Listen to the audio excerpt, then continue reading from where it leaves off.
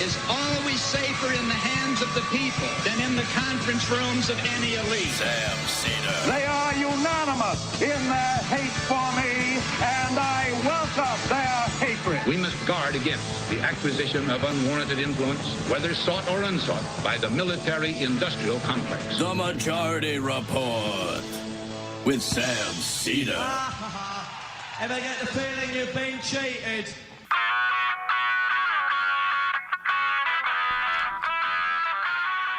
It is Monday, May 19th, 2025. My name is Sam Seder. This is the five-time award-winning Majority Report.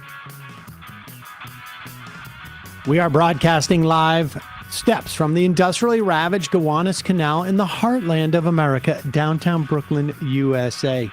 On the program today, Quinn Slobodian, professor of international history at the Frederick S. Pardee School of Global Studies at Boston University.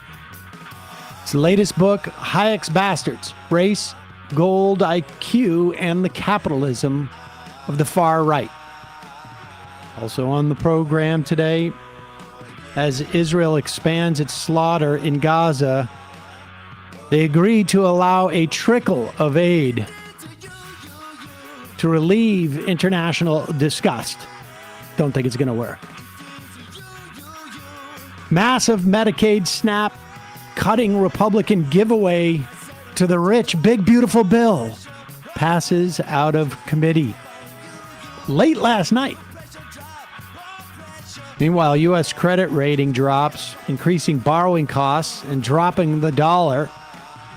Treasury Secretary Besant admits prices are about to go up because of Trump's tariffs. Trump's Civil Rights Division at the DOJ suffers a mass exodus of attorneys. That's probably a feature, not a bug for them. Biden reveals he's received an aggressive cancer diagnosis. Midwest hit with killer storms with less info because of GOP doji cuts. And New Jersey Transit Engineers Union agree to end their strike. And women's rights groups push back on Quack Kennedy's mifepristone review. All this and more on today's Majority Report. Welcome, ladies and gentlemen. Thanks for joining us. Fun Day Monday. Fun Day Monday, That's says the day. Emma Vigeland. Thank you all for joining us at the beginning of the week. A lot of news, obviously, it's the era. That's the era we're in. Last night, late, the Budget Committee voted to pass on the reconciliation bill. You recall Friday, they couldn't pass it out of the bill because four principled conservatives were concerned about there were not enough cuts. And they have been, these guys are also the type of principled conservatives who complain like, we need to have this out in the open. We need transparency. We need time to read the bill, et cetera, et cetera. 72 hours. They had some backroom deal that they're not talking about. And they voted present in the committee last night so that the bill can move forward. Exactly. I mean, every Republican's going to vote for this. Maybe one or two will be released if they can afford to be released. But Republicans are going to vote for this. They are going to do this. They can squawk a little bit more than they had before because Elon Musk has sort of been sidelined at least a little bit and shown to be a bit of a paper tiger because of Wisconsin. But at the end of the day, these drones are going to vote for it. And we're talking hundreds of billions of dollars in Medicaid cuts. We're talking hundreds of billions of dollars in SNAP cuts. We're talking things like states won't be able to regulate AI in the with the failure of maybe the federal government not regulating AI. kudos to the Abundance Institute for pushing that. Why would you want to regulate the thing that's driving teenagers to, like, among other things, suicide and things like that? Or we just did an interview last weekend about how the AI job crisis has already arrived. How even if these systems aren't available or ready to replace these workers, the cuts are still happening, and then using them as a disciplinary labor tool to cut costs anyway. Okay, you Luddites. But we'll go on and on. Over the next couple of days, we'll get more reporting about what's in this bill, and we'll go through it tomorrow. But you should just know that's where it stands. Meanwhile, Israel has turned up the volume or the intensity of the attacks on civilians in Gaza, just blowing up tent after tent with missiles, and now they are moving into the south and again attempting to corral Palestinians living in Gaza into smaller and smaller concentrated, almost camps, if you will, within a larger concentration, where, what started out as a larger concentration project. And in the wake of Donald Trump's wheeling and dealing in the Middle East over the weekend, we have a sense of what the deal was, and it doesn't look like it was much. At this point, it looks like what these Arab nations were looking for was just a little air out of the tires. And so the Netanyahu government has supposedly going to allow a trickle of humanitarian aid in. Here is Senator Chris Van Hollen speaking about how the United States is complicit in this and is really not doing anything about it as well. Right. We just showed some reporting from our colleague Deborah Patta with incredible pictures from our shooter inside of Gaza, Marwan. It's hard to look at pictures of children in that level of starvation. You have said the Israeli government is starving civilians and the U.S. is complicit in the gross violation of international law. The UN's begging to go in. The Israeli government says they don't want to work with the UN here. They want to work with this Gaza Humanitarian Foundation that's just being set up. What do you know about this? Should there be U.S. support for it? So, Margaret, you're right. It's very hard to look at those pictures. And the United States has been complicit. President Trump was in the region and really did nothing, said virtually nothing about what's happening in Gaza, which is on fire. We're in 77th day of a full blockade. 2 million Palestinians are starving. This is collective punishment that is clearly illegal under international law. And this other idea that's been cooked up either by the Israelis or by the Trump administration is clearly not fit for purpose when it comes to trying to address this burgeoning famine. And all it will do is further allow food to be used as a weapon of war. So I hope the United States will back off this plan. None of the credible international organizations have said that they will participate because it violates, international norms and how it's structured. And so I hope the United States will back off and immediately call today to allow the trucks right now that have food to be able to come provide food to starving people. These are provided by international aid organizations. Is there anything that the United States can do in terms of leverage? You've been bipartisan in your criticism. You said that what happened in Gaza is a black stain on Joe Biden's legacy as president. You are criticizing the current administration for not doing more here. What leverage is there? I mean, is what you're saying falling on any ears that want to listen? Well, I've had conversations with some people in the Trump administration and made clear that they need to do more. One of the very obvious things they could do is President Trump today could call upon the Netanyahu government to let aid in. I mean, the president acknowledged there are people starving in Gaza the other day. He said so. Mm-hmm. But why hasn't he called on, Netanyahu to let the aid in? Let's just start with that. I mean, the proposal that the Trump administration has to ethnically cleanse the Gaza Strip and send forcibly over 1 million Palestinians to Libya is drawing international condemnation, as Chris Van Hollen mentioned there.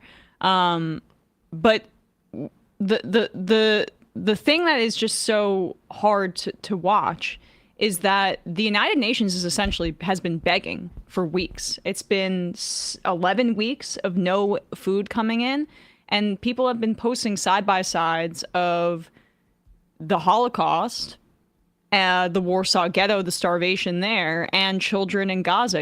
And when you talk about concentrating people into smaller and smaller enclaves and starving them, I mean, the Nazis concentrated people and then shipped them to extermination camps.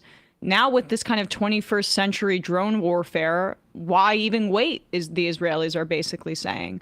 We can starve them to death, and then to accelerate the genocide and this final solution that they're engaging in, let's just bomb them to death. We don't know the true death toll. I keep repeating that, but it's clearly in the hundreds of thousands.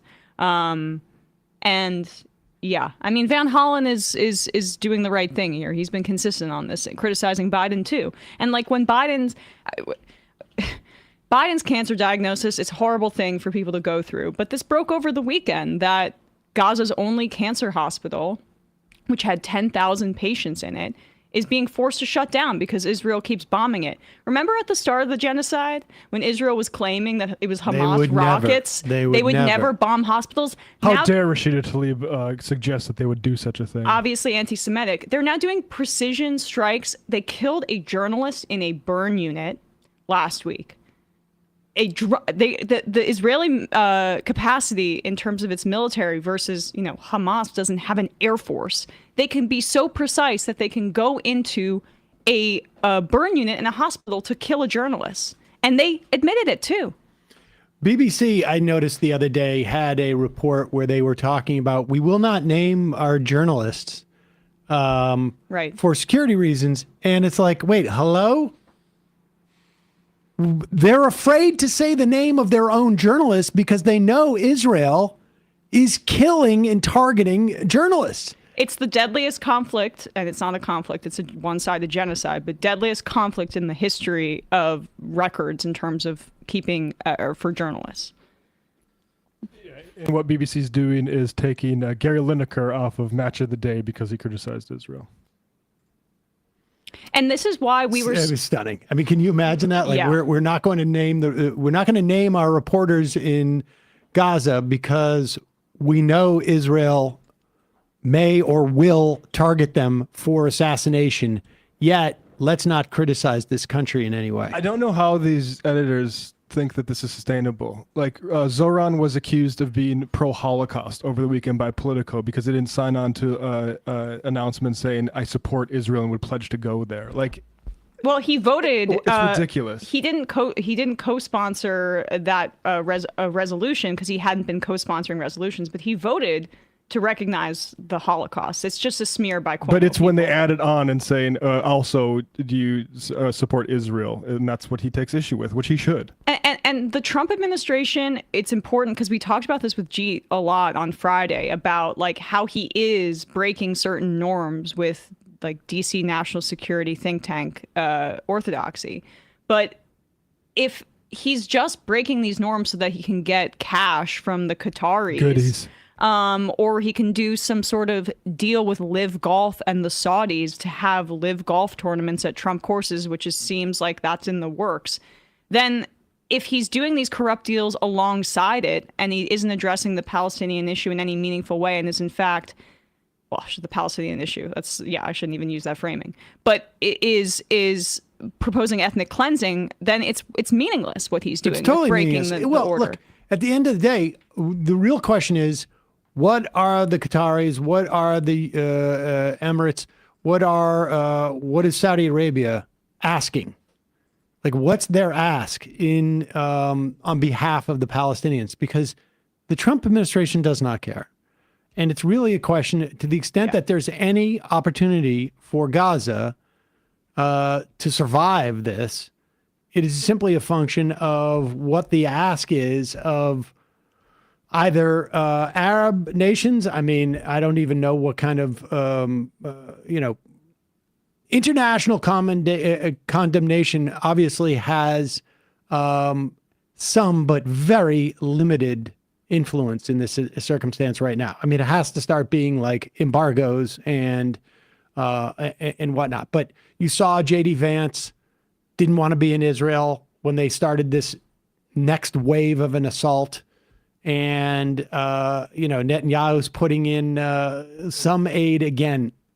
Even the plan is not to provide more than aid for 60% of Palestinians there. And that's the pie in the sky plan. So this is, this is the situation. It's hard to know where the leverage points are other than just sort of broadly supporting it. But I will also say it was graduation season. I saw some great young people get up and despite the sort of threats looming over them, spoke out against this genocide. I don't know if we played that the other day, but there was one student from, I think it was NYU. I think we played the NYU one Thursday. Well, on Thursday when you were out, but there was a George Washington University kid. Yes, I saw that that one as well, and that was really exceptional. They seem to deal with it a lot better, as far as I can tell. I don't know what they did after, but at least in the moment, I think I don't know who it was. The dean came up and said, "Thank you for saying that." But it is amazing. I think she might be being investigated. Oh, really? Yeah. All of these students, at the very least, cheering. This is the new McCarthyism. There's there's no other way around it. It's Zionist McCarthyism, and they're coming for our institutions and for people who dare to speak their conscience. In a moment, we're going to be talking to Quinn Slobodian. He is what? Slobodian. What did I say? Slobodian. I mean, that is so close. That is so close. I can't believe that's where you chose to correct me. Drew the line there. Besson. Will we play some Scapasson later on? Le croissant. Well, regardless. Either croissant. Quinn Slobodian, professor international history at the Frederick S. Pardee School of Global Studies at Boston University. Hayek's Bastards, Race, Gold, IQ, and the Capitalism, the far right. But first, a couple of words from our sponsors. Cozy Earth. This is the time of year where my Cozy Earth sheets really pay dividends. It's starting to get a little warm. Mm-hmm. You can't turn your air conditioning on because it's just too early. I don't feel it's appropriate. Have you been doing that? Speak for yourself. Okay, well, I just don't think it's appropriate. Plus, I don't want to pay for the electricity. But anyways, that's not the point. The point is that my Cozy Earth sheets are extremely breathable, and they are temperature regulating. Why? I'm not 100% sure, but I do know they're made from viscose, bamboo, which is from bamboo, which means that they are sustainable as well, but they're also incredibly durable and they're amazingly soft. But the best part, again, temperature regulating. Thanks to Cozy Earth for sponsoring this episode. Prioritize sleep, prioritize you, because every great day starts with a restful night. Sleep better with Cozy Earth. Go to CozyEarth.com. Use the code Majority Report to unlock an exclusive discount of up to 40%. Cozy Earth's goal is to help you create a sanctuary within your home. So they think your 5 to 9 should consist of relaxation, rejuvenation, unwinding, and embracing a sense of calm. Cozy Earth sheets are so breathable, you'll sleep several degrees cooler. Can confirm. They are guaranteed for 10 years. Like I say, they're incredibly soft. They get softer with every wash, but they also incredibly durable. They have a 10-year warranty. That's how much Cozy Earth believes in them. They have a 100-night sleep trial. Enjoy over 3 months to experience the unmatched comfort of Cozy Earth. If you're not completely in love, return them. Hassle-free. But spoiler alert, you probably will not want to do it. Also, check out the sweatshirts. I mean, the hoodies. My favorite hoodie I have from Cozy Earth. And I have joggers from there, towels, and bath mats, too. I go all in. Luxury shouldn't be out of reach. Visit CozyEarth.com. Use my exclusive code Majority Report for up to 40% off Cozy Earth best-selling sheets, towels, pajamas, and more. Trust me, you won't regret it. That's CozyEarth.com, code Majority Report. And if you get a post-purchase survey, tell them you heard about Cozy Earth from the Majority Report with Sam Seder. Sanctuary awaits at Cozy Earth. Also sponsoring the program today, it's spring. We're getting late spring. Still time to plant stuff. Fast Growing Trees is the biggest online nursery in the U.S. They have thousands of different plants. They have over 2 million happy customers. Why? Because they got fruit trees. They got privacy trees. They got flowering trees. They got shrubs. They got grass, like ornamental grass. They've got fruit you never heard of. American pawpaw. Have you ever heard of that? No. Bingo. Wolfberries. I heard of it from you. Okay. Doesn't matter what you're interested in. Fast Growing Trees has you covered. You can find the perfect fit for your climate and your space. Fast Growing Trees makes it easy for you to get your dream yard. You order online, you get your plants delivered directly to your door in just a few days. Never have to leave home. Never have to have dirt dumped all over the back seat of your Subaru, then try and vacuum that up. That doesn't work. They have a Alive and Thrive guarantee, ensures your plants arrive happy and healthy. Also, you don't have to get stuff out just for outside. I mean, now's the time of the year to go plant stuff. But they'll sell you fig trees that you can put in your apartment. They'll sell you avocado or lemon tree in your apartment. You can grow these things. But for outside, they've got experts there that will tell you like where to plant, how to set up your garden, if you will, or what things are going to thrive there because of your zone. I've tried so many. I have apple trees I've gotten from them in the past, and Korean pear trees, and my favorite, the bloomerang. It's a lilac that comes out basically now and then again in July. They have a 14-point quality checklist, assures you getting the best quality plants possible. Like I say, a 30-day Alive and Thrive guarantee. They have a resource center full of tips from plant experts. Fast Growing Trees has the best deals, up to half off on select plants and other deals right now. And listeners to our show get 15% off your first purchase when using the code Majority at checkout. That's an additional 15% off. FastGrowingTrees.com. Using the code Majority at checkout. FastGrowingTrees.com. Code Majority. Now is the perfect time to plant. Use Majority to save today. Offers are valid for only a limited time. Terms and conditions may apply. Check out our YouTube and podcast description for links. And in a moment, we'll be back with Professor Quinn Slobodian.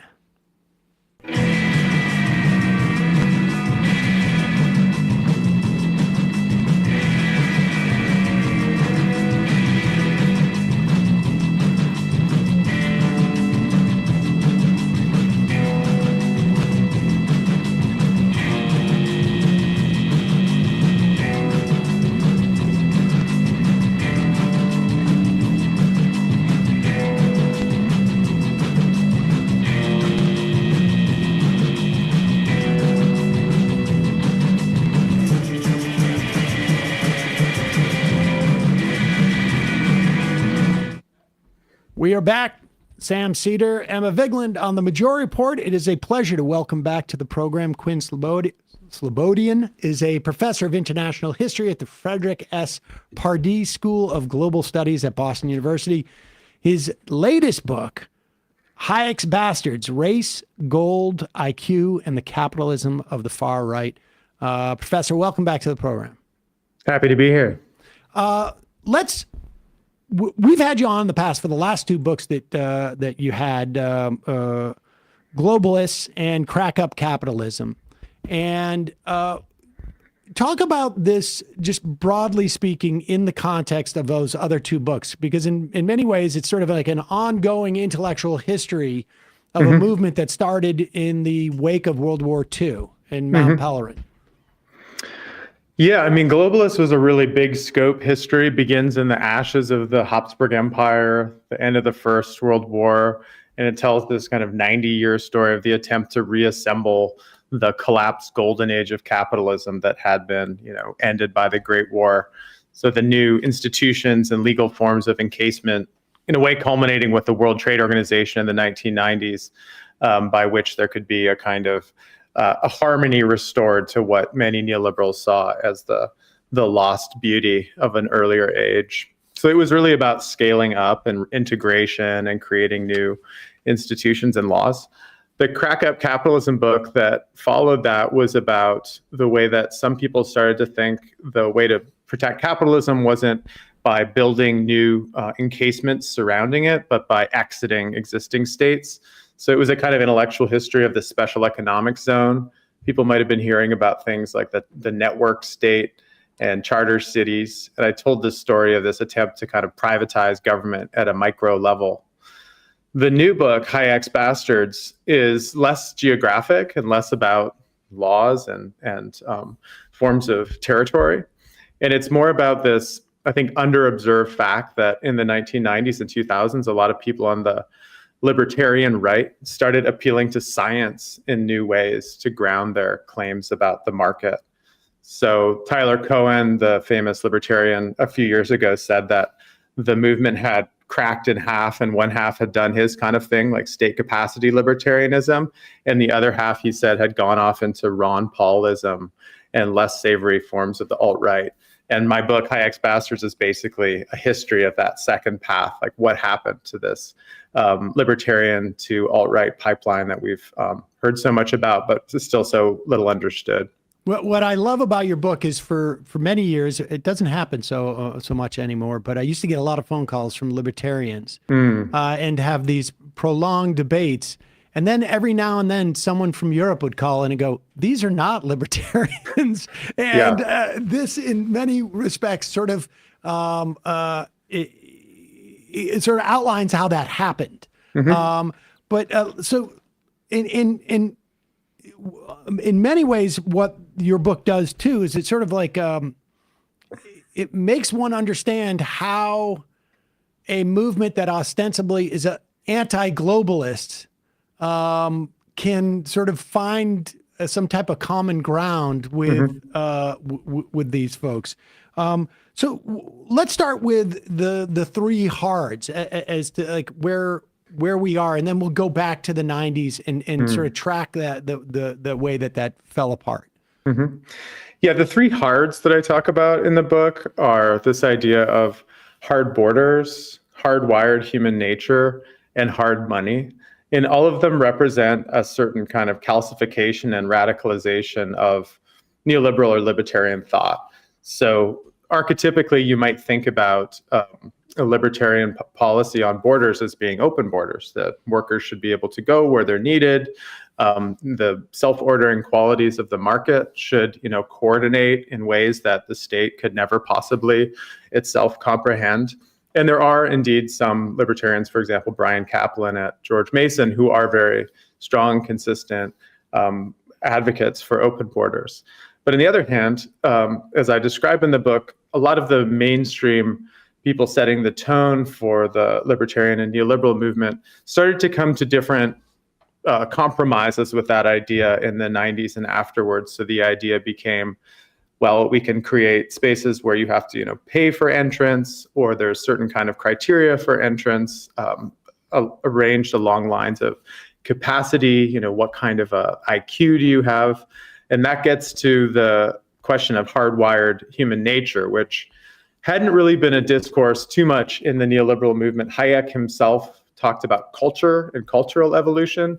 The reason why I call them Hayek's bastards is because they harden and in many ways distort the work of their master, so to speak, by grounding ideas of difference in ideas of scientific racism in the 1990s and 2000s. So a lot of the knitting together of the alt-right and libertarian movement come on this agreed space that there is a scientific basis for racial difference, for gender difference, and other kinds of differences as well. Charles Murray becomes an important advocate of that.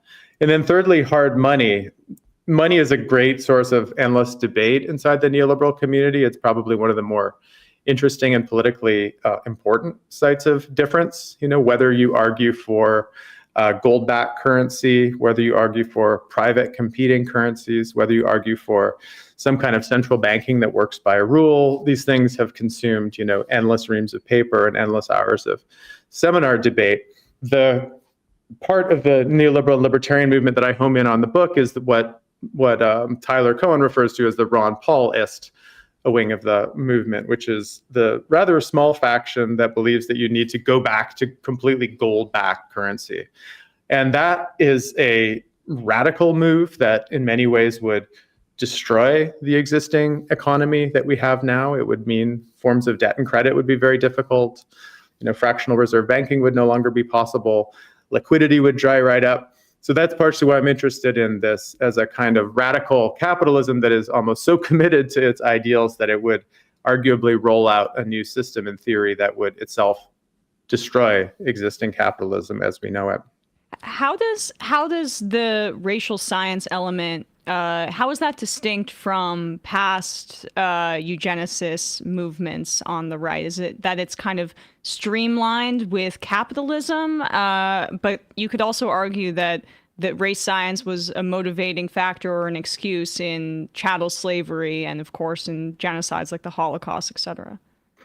Absolutely. I mean, race science in some form or another was attached to most political movements, before the 1940s, including, Keynes himself was a member of the Eugenics Society, and the progressive movement had strong beliefs in the need for positive and negative eugenics. All kinds of race science was bouncing around. In this case, what I find distinctive is the turn to intelligence and IQ racism, which I think is a kind of eugenics for the information age. So I think it's not for nothing that, Charles Murray broke through with the bell curve talking about IQ in the very decade where everyone was talking about the knowledge economy, the rising prestige of neuroscience, this belief that, Silicon Valley and people looking at screens all day was the future of the American economy.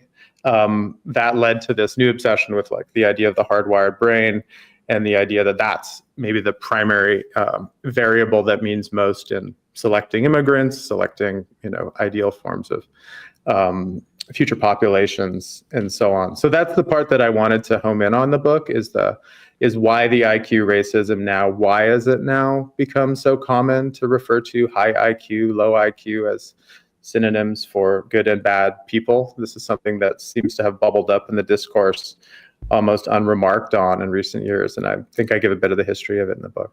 So what was it about the 90s? And this is where your book essentially, sort of starts. What was it about? What was happening in the 90s? I mean, obviously, the fall of the wall. And also in many respects, Clinton's triangulation sort of took some stuff off the table for the right. And I would also argue it was the rise of right-wing talk radio at this time. But where was the neoliberal movement? And people should understand, this we're talking about neoliberalism in the strict sense, because the term has been sort of diluted and thrown around. Yeah, it's been Chris Rufo'd in a way to mean a lot of different things for people. But where were they at that time? And were they just sort of casting about, looking for something to gravitate towards in terms of which would continue their message forward? No, I mean, this is in a way the starting point of the book was this surprising discovery on looking at the writings of this. As you say, it's a group of people who were beginning in the 1930s, called themselves neoliberals, and then had gatherings and discussions over the decades, mostly loosely organized around this thing called the Mont Pelerin Society. And what I was surprised to find looking at the records and speeches and things that were being written in the early 1990s was these neoliberals and free market conservatives seem to have felt like they'd actually lost the Cold War, which was to me the startling thing that needed to be explained. It became a kind of the core riddle for the book in a way, was how could they think that, right? I mean, the Soviet Union fell, the Berlin Wall fell, it looked like capitalism was triumphant, it had no real contesters and enemies anymore. And yet, ends up being the important thing. They believed that the enemy had not disappeared, it had just mutated. So as it was often put, the enemy had turned from red to green. So environmentalism became a real subject of concern very early already. We're talking about 1990, 1991.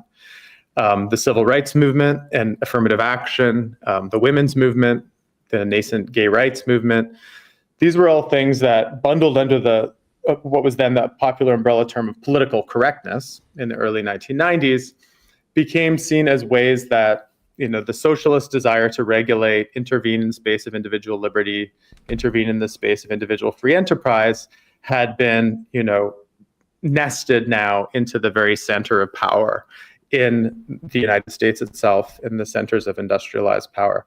So this now needed to be rooted out. It was no longer a kind of external enemy, but now the front had come home. So the dominance in civil society, the dominance in the bureaucracy, the dominance in the universities and the press were all things that now became the new fronts of battle. And you can see the direct line there to the obsession now with the idea of wokeness and DEI. That discourse was there already in the early 1990s, and it colored the way that they decided to, fight the fight in that decade and afterwards. The things that had been promising before, things like European integration, global economic governance, began to be seen as Trojan horses for a rollout of this progressive leftist ideology. So the United Nations, which might have been either benign or useless before, was now seen as the place that you were getting, gender ideology rolled out from on high.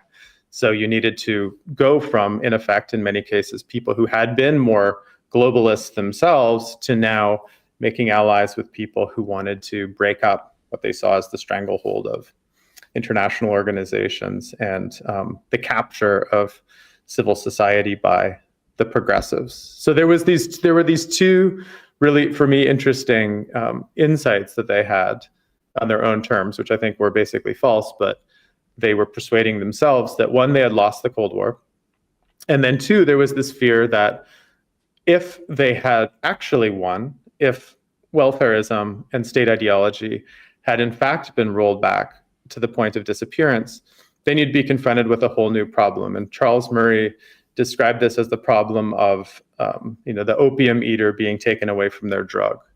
So if the addict, as they saw people who make use of state welfare, being removed from the teat of the state, then would they survive or would they die? And how would we rebuild the world after the twilight of 20th century welfarism? And that became another real serious question for them, how to sort of rebuild from ground zero. What kind of communities would need to be built? Would they have to be racially homogeneous?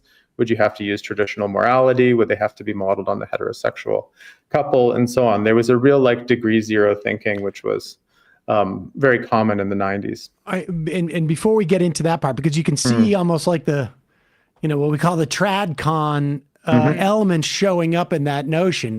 We get it to start over again with Adam and Eve, and we'll do it right this time. But what I found really interesting about that is the assessment, which I think was sort of founded in some truth. I mean, you have a very anti-democratic movement, largely, right? The neoliberalism eschews that from its very beginning, it seems to me. And then the idea of wokeism or rights for people who have been marginalized in the past, their biggest concern is that it also threatens economic, these are, to them, it's also economic rights. And I think it is, but that's been sort of largely lost in their saying cultural Marxism. When they say cultural Marxism, which I never fully understood what they meant until your book on some level was, the culture part is a way to sneak in the Marxism. It's not absolutely a different type of Marxism.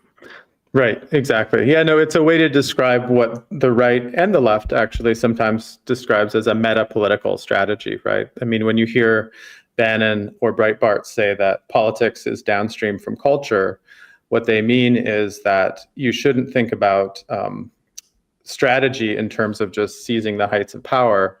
You think of it in terms of a more granular level. First, you take the universities, then you take the magazines, then you take the the internet service providers. This is a Gramscianism of the right, which was widely discussed from the 1960s on in a European new right that someone like Bannon has, very deliberately brought into the American context. But you're right, the idea of that cultural Marxism is this corrosive political ideology working not through the workplace or the ballot box, but through the seemingly apolitical spaces of everyday culture. Yeah, it's so much to tell Jordan Peterson that, because I feel like he has a different idea of what it means. So we go through this. The first step is this notion of in your chapter, Rock of Biology, is this idea of like, so a lot of this stuff is predetermined. And so we should just go with it. Where does it follow after this sort of establishment?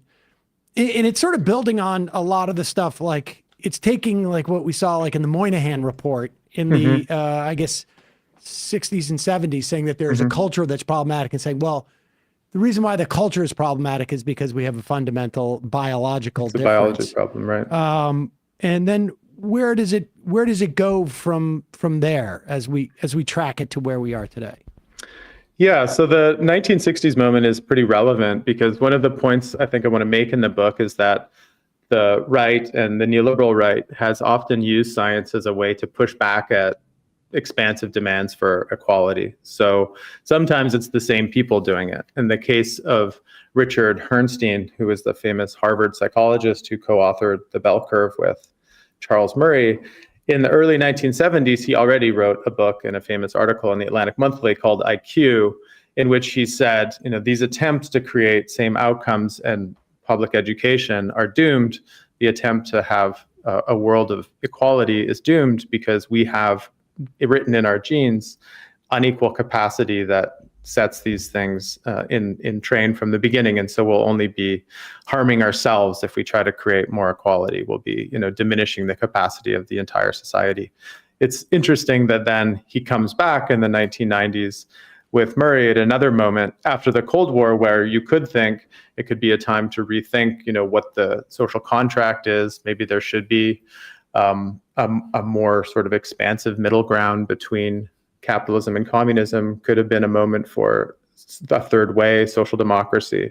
And once again, then they deploy science and say, no, because group differences in IQ in race are stubborn and cannot be changed, we also cannot have equality. And therefore, we need to, as they say, begin living with inequality. So my argument is that was kind of a consoling message for many of the middle brow readers of that decade, because in an era of mass incarceration, seemingly failed outcomes with things like the policies in public education, it was a fatalistic way of saying, well, I suppose the great society experiment is failed finally now too, and we should just give in to the reality of permanent inequality in this country. So it served a kind of compensatory psychological function, I think, for many of the readers as well.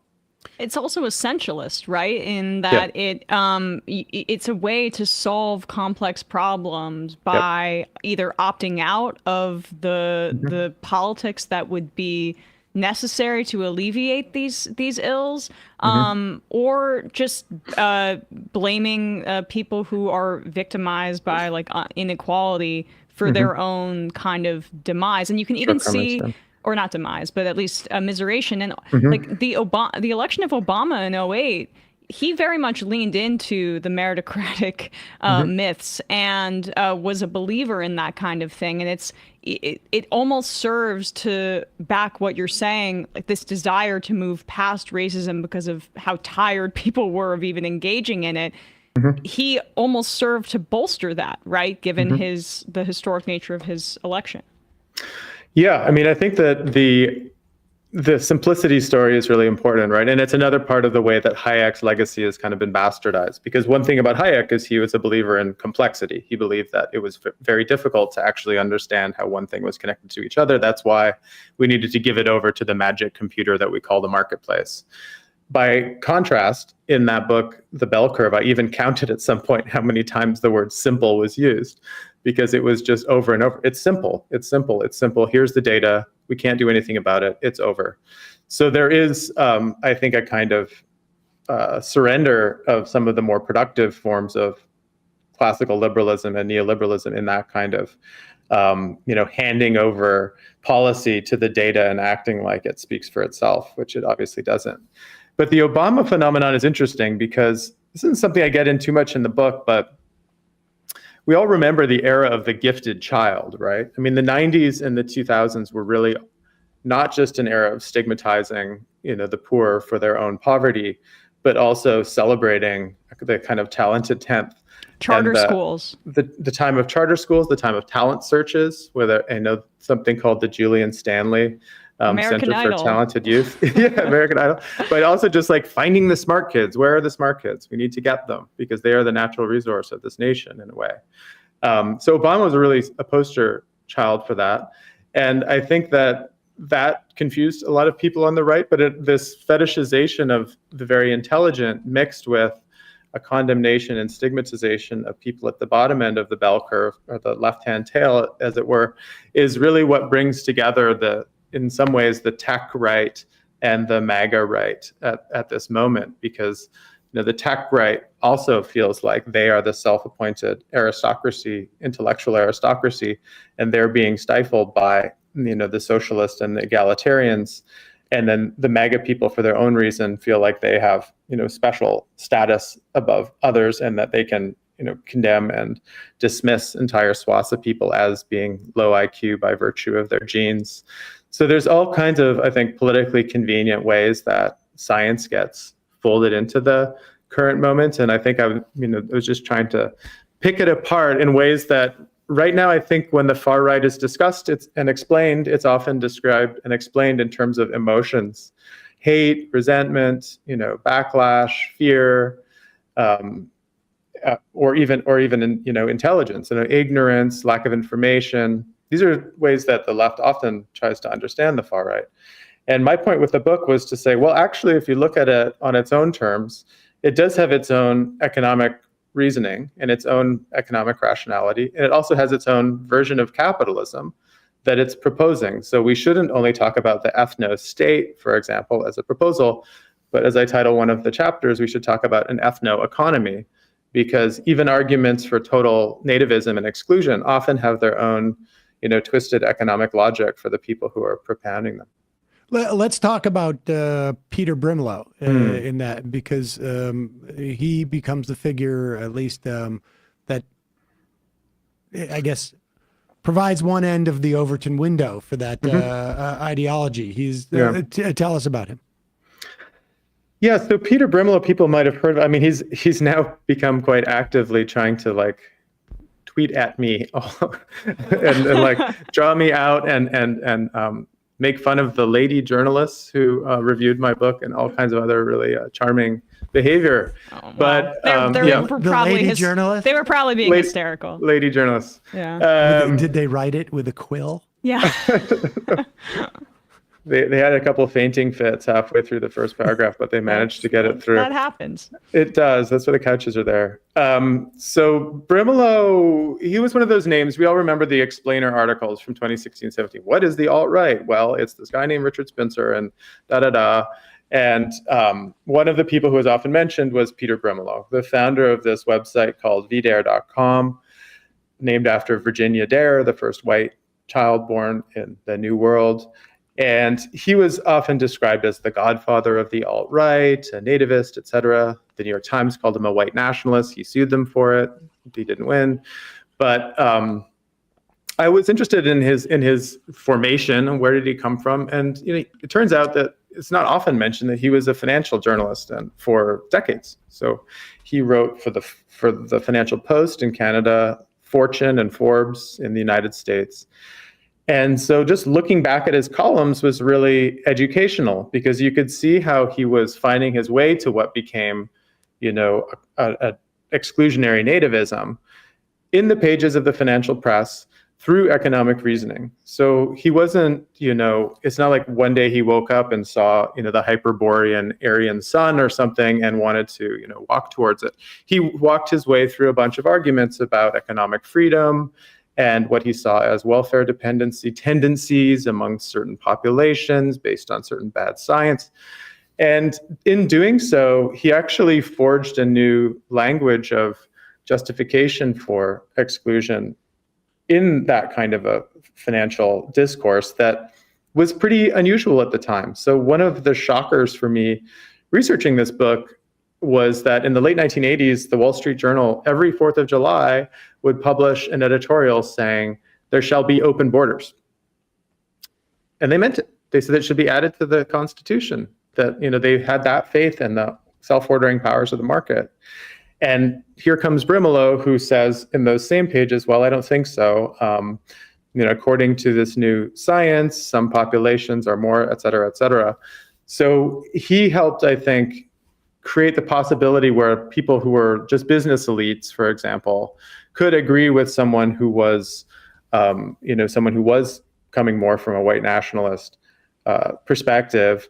And they could agree about something like the economic wisdom of, decreasing border flows, or even, to follow it through, ending birthright citizenship or family reunification policy, and replacing it more with like a points-based system on the model of, a Canada or a Japan. So that roundabout way that we get to, what has now become a bipartisan consensus was something else I was, trying to track, and through one, cookie crumb trail in the narrative. And then as we move up into sort of like what we call Trumpism now, I guess, you start talking about the sort of some of the contradictions that exist within that. But what is Trumpism? And then how have those strains become that you could trace some of the DNA, I guess, into Hayek that have come in, and it's like I was asking the Isle of Dr. Moreau or something, like some other things come out. Some other like mutations getting born in the lab there. So that's a hard one, right? I mean, I always resistant to the idea of defining Trumpism, because I feel like what we call that is a kind of collage in itself, a kind of Frankenstein's monster of many different policy ideas and people pursuing them that then, staggers forward without one mind, as it were.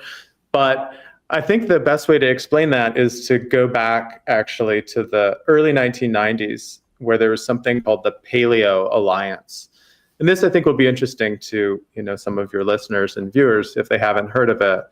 But there were people on the right, conservatives, who were dissatisfied with neoconservatives. So the neoconservatives, they felt, had won the Cold War and now wanted to carry it on by other means through forms of democracy promotion. So the human rights agenda was going to be a way to keep American troops overseas, in perpetuity. And they were paleo conservatives. They thought, no, now that Soviet communism is over, we need to come home and fight that enemy at home that I described. Pat Buchanan being maybe the most Pat Buchanan is a very good example. But also, John Gans and Nicole Hemmer have written very well about this. People like Sam Francis and Thomas Fleming, people like that.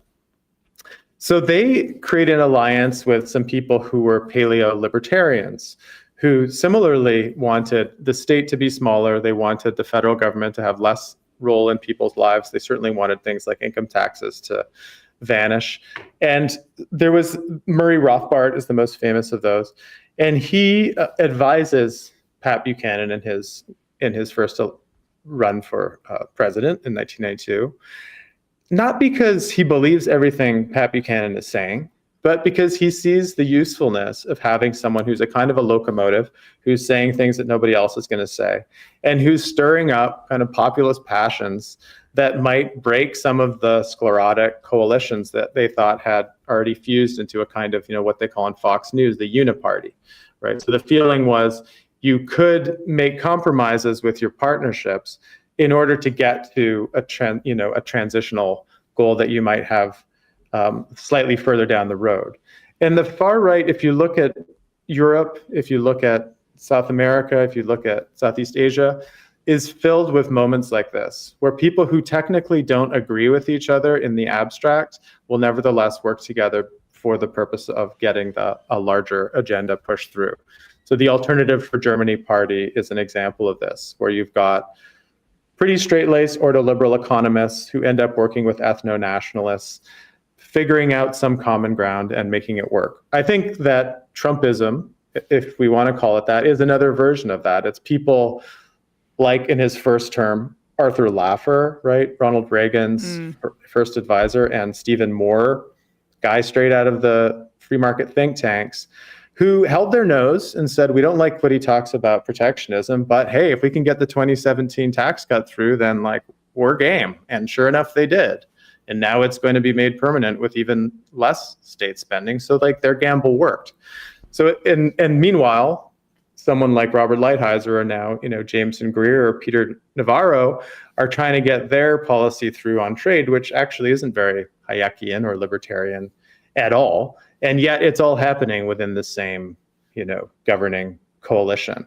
So I think, it can help to pull out policy areas and see where people like the Heritage Foundation, of course, compilers of the Project 2025 document, which they've been giving to Republican presidents since 1980, where they thought they could, have access and sort of pressure points, and where they're willing to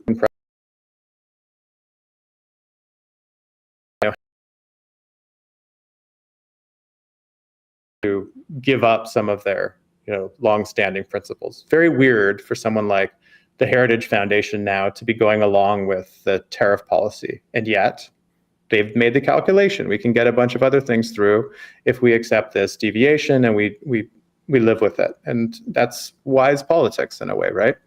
Well, I'm curious, like what ends up being is it literally just like a financial calculation? Like, one of the guys I used to debate on this program was Walter Block, who was Ron Paul's advisor, and he believed you could sell yourself into slavery, right? He believed you sell yourself in slavery. He had a real issue with consent laws, and we, it took a couple of hours in talking to him before I realized, the whole property thing where we're going to base it on some concept from France, and when we come over and we work the land, it becomes ours. And I had said, wait, what about the people who are here before us? Well, we're just starting to count from France. When we come over, that's when the clock starts. But guys like him and Lou Rockwell also, I'm thinking, Rockwell's a little bit, but Block in particular, he held out for it felt like 6 months as a libertarian, then just became full on Trump. And buying into a lot of stuff that we don't perceive as libertarian, even in the more sort of American sense of libertarianism. Is the calculation just as long as I'm along for the ride, or are there fundamental principles that are that function? The Heritage Foundation, I feel like they could do a business, a calculation. We could roll back the tariffs, but it's going to be, if we get the taxes in, that's going to last for, a couple of decades or something like that. But is there one from a more intellectual perspective? Yeah, no, it's a good question. So, it's worth there mentioning that Lou Rockwell and Murray Rothbard are the ones who founded the Ludwig von Mises Institute in Auburn, Alabama, in 1982, and Walter Block, of course, closely connected to that. So that's if people want an idea of where the center of this kind of paleo-libertarianism is, it's the Mises Institute. And it differentiates itself from the Cato Institute or the Heritage Foundation by being what they see as more radical. And they often, Trump 1, for example, the head of the Mises Institute said, we need to see right-wing populism as a gift that we need to, open up and use. Not, again, because it's in line with principles of natural law, property of the kind you described necessarily, but I think 2 reasons. One is purely strategic, which is you can use it to get to somewhere on the other side. You can ride the tiger as Julius Evola said it. And then when the tiger is tired, you can jump off and be there to rebuild in the ashes, so to speak. The other one, though, is the question of who the enemy is. So there is a alliance question of working with someone as long as you share the common enemy. And the common enemy for both paleo-conservatives and paleo-libertarians in 1991, as it is in 2025, is what they see as the progressive statists who have occupied, the heights of discourse creation and opinion creation and need to be dethroned, and the institutions need to be dismantled. So there is that common goal, even if what is going to happen in the aftermath might follow a different blueprint. But then that's where a question of total decentralization comes in. And that in the 1990s, when the different parts of the Paleo Alliance got together, they decided the one thing they agreed on was how to create things afterwards would be through what they called contractual communities. So you should be able to have scaling down of politics to a much smaller level, where you could have some small areas that are, completely traditionalist, governed by Christian morality, some that might be more libertine, some that might be multiracial, some racially homogeneous. So that vision of a patchwork or a mosaic the day after is something that in the 90s for sure animated this Paleo Alliance. I think for me, one of the open questions now, if you transpose that to the MAGA coalition, is how many people still share that vision, or if there is a desire indeed to create a much more centralized oversight and control of the whole territory. I think that's being worked out right now. I want to talk about that because, that also is reminiscent of what guys like Andreessen want. Mm-hmm. And Trump has been talking about, but it's more like, here's one where we're going to create, build these type of chips. And here's another one where we're going to have manufacturing and the network state, the network state stuff. But it also occurs to me that the other thing that they share, Lew Rockwell was obviously was famous for supposedly writing the Ron Paul newsletter that got a little anti-Jewy and a little racist-y, and Ron Paul had no idea. And I got to imagine when they see the rise of Trump and him sort of his racism, I guess, that was at least encouraging. We know we may not win exactly the terms we want, but we know broadly who the winners are going to be in this fight, and we're all on that same team. Yeah, I mean, if it's about the restoration of what you see as a natural order, that is about preserving status quo gains and inequalities against any effort to flatten them or redistribute existing wealth, then absolutely any ally is the worthwhile one. But I think that the bigger question, and this actually relates directly to Ron Paul's survival report, which is how it was renamed after Clinton came to power the first time, which I read through 2 volumes of to write the last chapter of this book, is it shows really a strong version of what Murray Rothbard called paleo-populism. And this is, I think, the big reversal that you do get in my book. If you've read some of the intellectual history of neoliberals, and you read about things like, international investment law or balanced budget amendments, you might think, or the European Central Bank, you might think about neoliberal state strategy as being basically counter-majoritarian. So someone like Hayek was basically distrustful of the masses. He thought that they were likely going to tend towards socialism. They would probably mobilize to try to expropriate their bosses and the elites. So you needed to introduce democracy, okay, but make sure that democracy has a pretty short leash on it. And there's all kinds of checks and balances to make sure that democracy doesn't tend towards socialism, as at mid-century people from, Schumpeter onward thought that it probably would. So that's 1930s neoliberal thinking, 1950s, 60s. By the time you get to the 90s, Murray Rothbard says openly, the old Hayekian model isn't the correct one anymore. We don't actually need to restrain the masses because the masses aren't socialist anymore. The masses aren't a mass industrial working class. They're not organized in trade unions. They haven't had any sort of prefigurative experiences of what life in a decommodified world could look like. They are bought in, like they are individual little capitalists and savers. And so we can actually use them against the elites who they believe are the last remaining socialists. So it's reversed. The socialists aren't the masses anymore with the elites needing to constrain them, but now it's the elites at the universities and in Brussels and in DC who are the last socialists standing. So we need to just stir up whatever kind of anger and resentment we can to try to destroy their stranglehold. And that means a lot of alarmism and a lot of fear-mongering. And that's what the Ron Paul survival report was all about, was about scaring the bejesus out of people and then offering them the means to, save themselves in the impending apocalypse.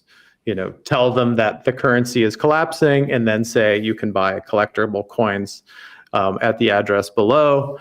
Tell them that the, Haitians with HIV positive, cases are coming on rafts, and see below for ways to get a passport for another country or how to fortify your home against the coming race riots. So that entrepreneurial politics, which I think we all recognize now in someone from Glenn Beck to Alex Jones and onward, in which you stir up the emotions of the fear of one's fellow citizens, and then monetize that in many cases directly into a form of political support, is an entrepreneurial alarmism that I think is very different from old style, Hayekian elite persuasion politics. And there's a sense that we can agitate the working class because they don't have the mechanism to organize into a potentially revolutionary or even reform movement in any way. The culture is gone. Like the sinews of socialist civil society don't exist anymore. They've been thinned out to non-existence. So there's nothing to fear there anymore with the masses. But even the way they construct their enemies is also an admission that that this is a cultural Marxist fight as opposed to actual Marxist, which translates into racial minorities or ethnic minorities. And that is where what you highlight so well is the complete hysteria of it. That we, in the 90s and on, this should be victory lap for capitalism with the fall of the Soviet Union. But instead, they find new enemies. And now in 2025, these are people, when we're talking about the immigration fight, who are also the victims of global capitalism in the global South, who are forced to migrate because of either political or environmental ills in their home countries. And now they are the ones who are being, I guess, at the bottom ring of the totem pole or whatever, that they're trying to create in terms of reifying that hierarchy. Yeah, so I think, people like us, the progressives, people on the left, have often told a story about the 90s and the early 2000s that aligns with what Nancy Fraser calls progressive neoliberalism, right? So I think a very common way of thinking about what happened after the Cold War is you had the tokenistic attention to forms of civil rights demands, feminist demands, even environmental demands that were folded pretty seamlessly into the ongoing functioning of capitalism. So you could have a little bit of diversity in the boardroom, you could have some carbon credits here and there, people could have electric vehicles, but nothing was really changing in terms of the status quo distributions of wealth, certainly in the United States. In fact, the gap was widening. What's so interesting about this parallax view, or this other perspective that I offer from the people in my book, is they didn't see that as harmless at all. Like the things that we probably assume to be superficial and inadequate to the task, to them were the thin edge of the wedge, right? No, seriously. So like, why are they, like, if you've been at a university and you know what, DEI has looked like for the last several years, you would know that it was never going to transform the way that the university operated. And that was, actually a tragedy. It was a co-option of things like that Black Lives Matter protests. It was a co-option of the radical demands of marginalized communities and turning it into bureaucracy and, empty formalisms.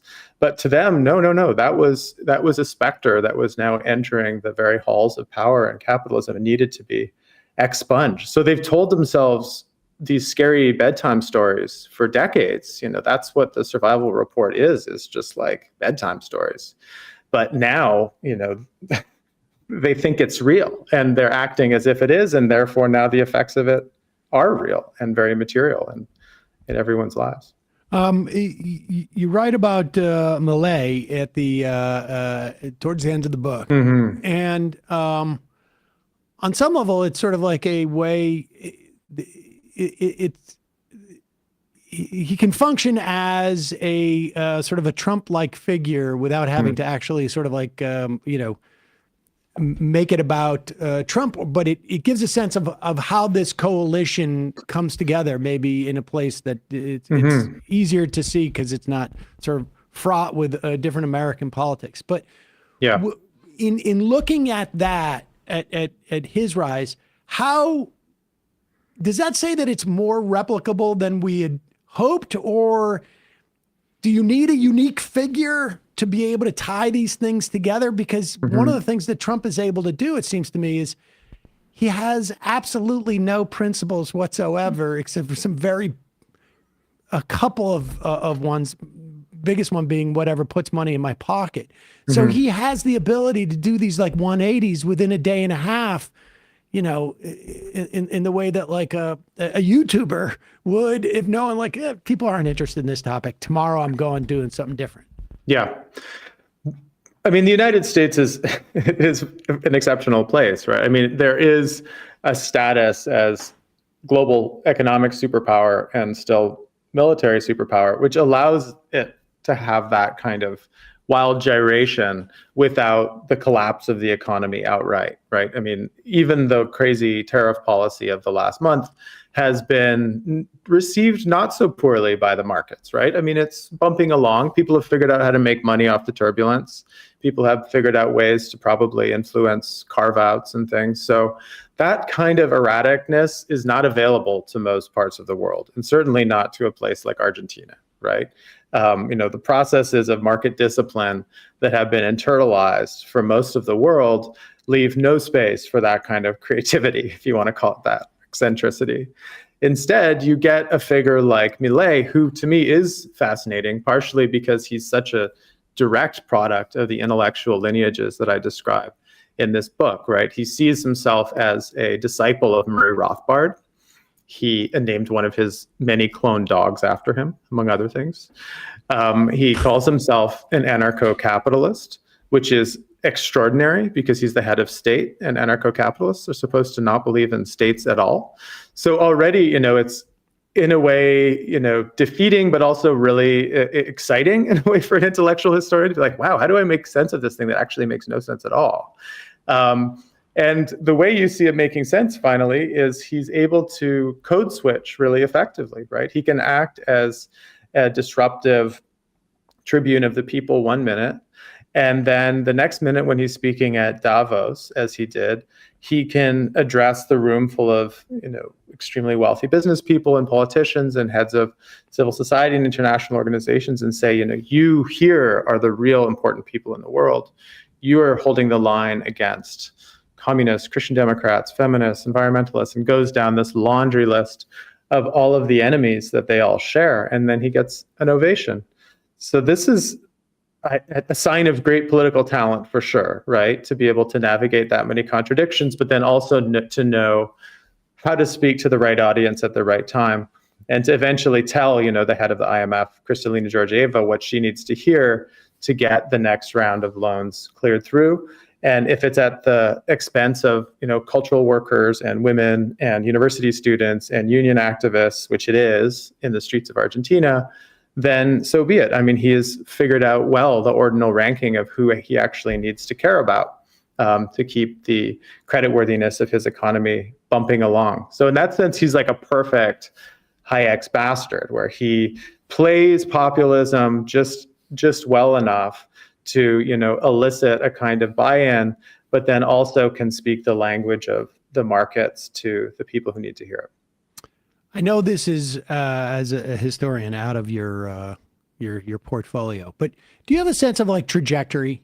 Like where does it go from here, or is that a function of how erratic Trump may be in terms of like where he sees some threat to his power and he has to pivot in a certain way? Like, I don't know, maybe he comes out in 6 weeks and goes like, you can't cut Medicaid. We're not going to do tax. I mean, I doubt it, but yeah, it's hard to predict. So I think that, this book is an intellectual history of a very small number of people. So it's not trying to make grand structural claims. If I tried to, and I'm happy to, the way I would see it is actually it's helpful to depersonalize this. So I think actually focusing too much on Trump is counterproductive for big picture analysis. I think there's a recent book, maybe you've had him on, a guy named Edward Fishman wrote this great book called Choke Points. And he's really describing the rise of like the sanctions and export control regimes since Obama. So it's really since Obama that the United States has entered a defensive posture vis-a-vis the world economy, and specifically vis-a-vis China, right? Yep. So that's the real story here is how has China created such a threat to American dominance that the U.S. now feels increasingly obliged to cut off all of the normal ties of globalization that had actually profited so well from the 1990s onwards. So, stopping all kinds of offshoring, trying to recreate supply chains at home, stopping the exchange of scientific information, by now just choking right out funding for science and health research altogether. It's becoming an increasingly self-destructive sequence of actions that are being done out of a fear of being outcompeted by power that, as recently as the year 2000 only accounted for, less than 10% of world trade, which is what China did. And now they're an American peer.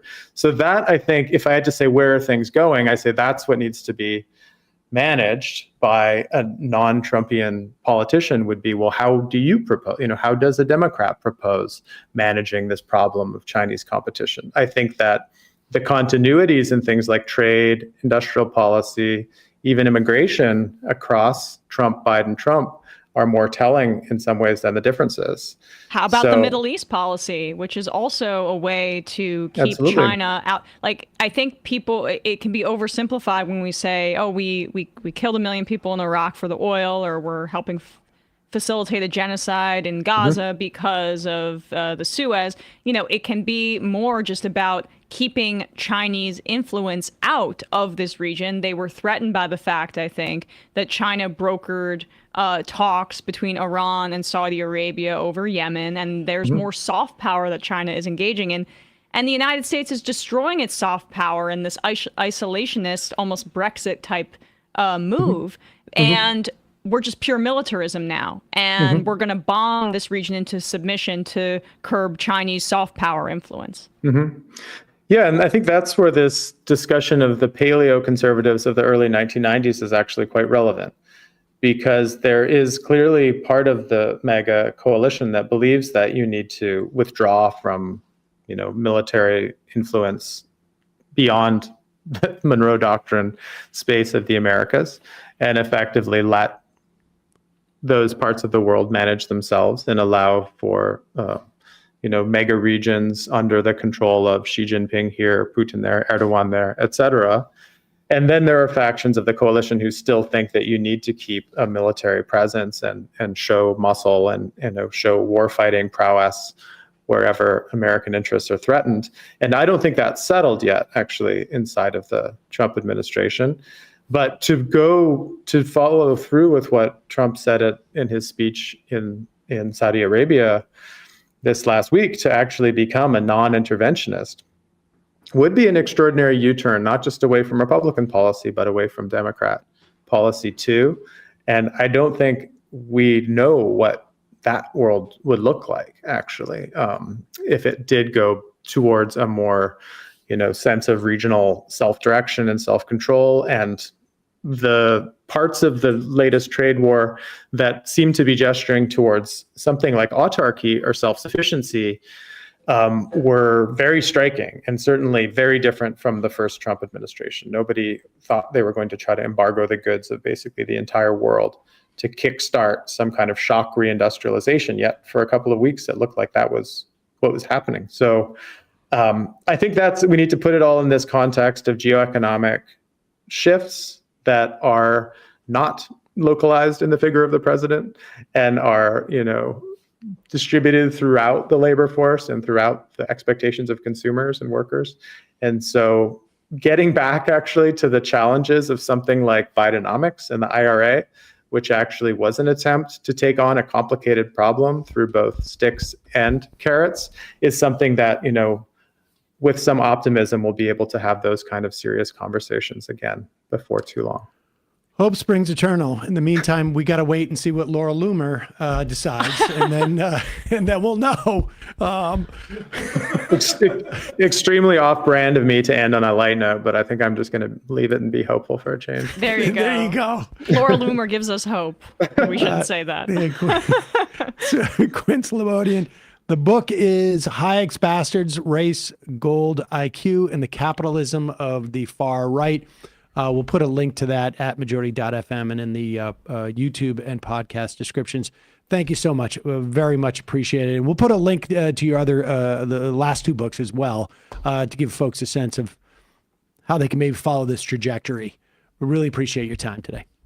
It's my pleasure. Thanks so much. All right, folks. I'm going to take a break and head into the fun half of the program. Just a reminder, it's your support that makes this show possible. You can help us survive and thrive by becoming a member at jointhemajorityreport.com. When you do, you not only help us survive and thrive, you get the free show free of commercials.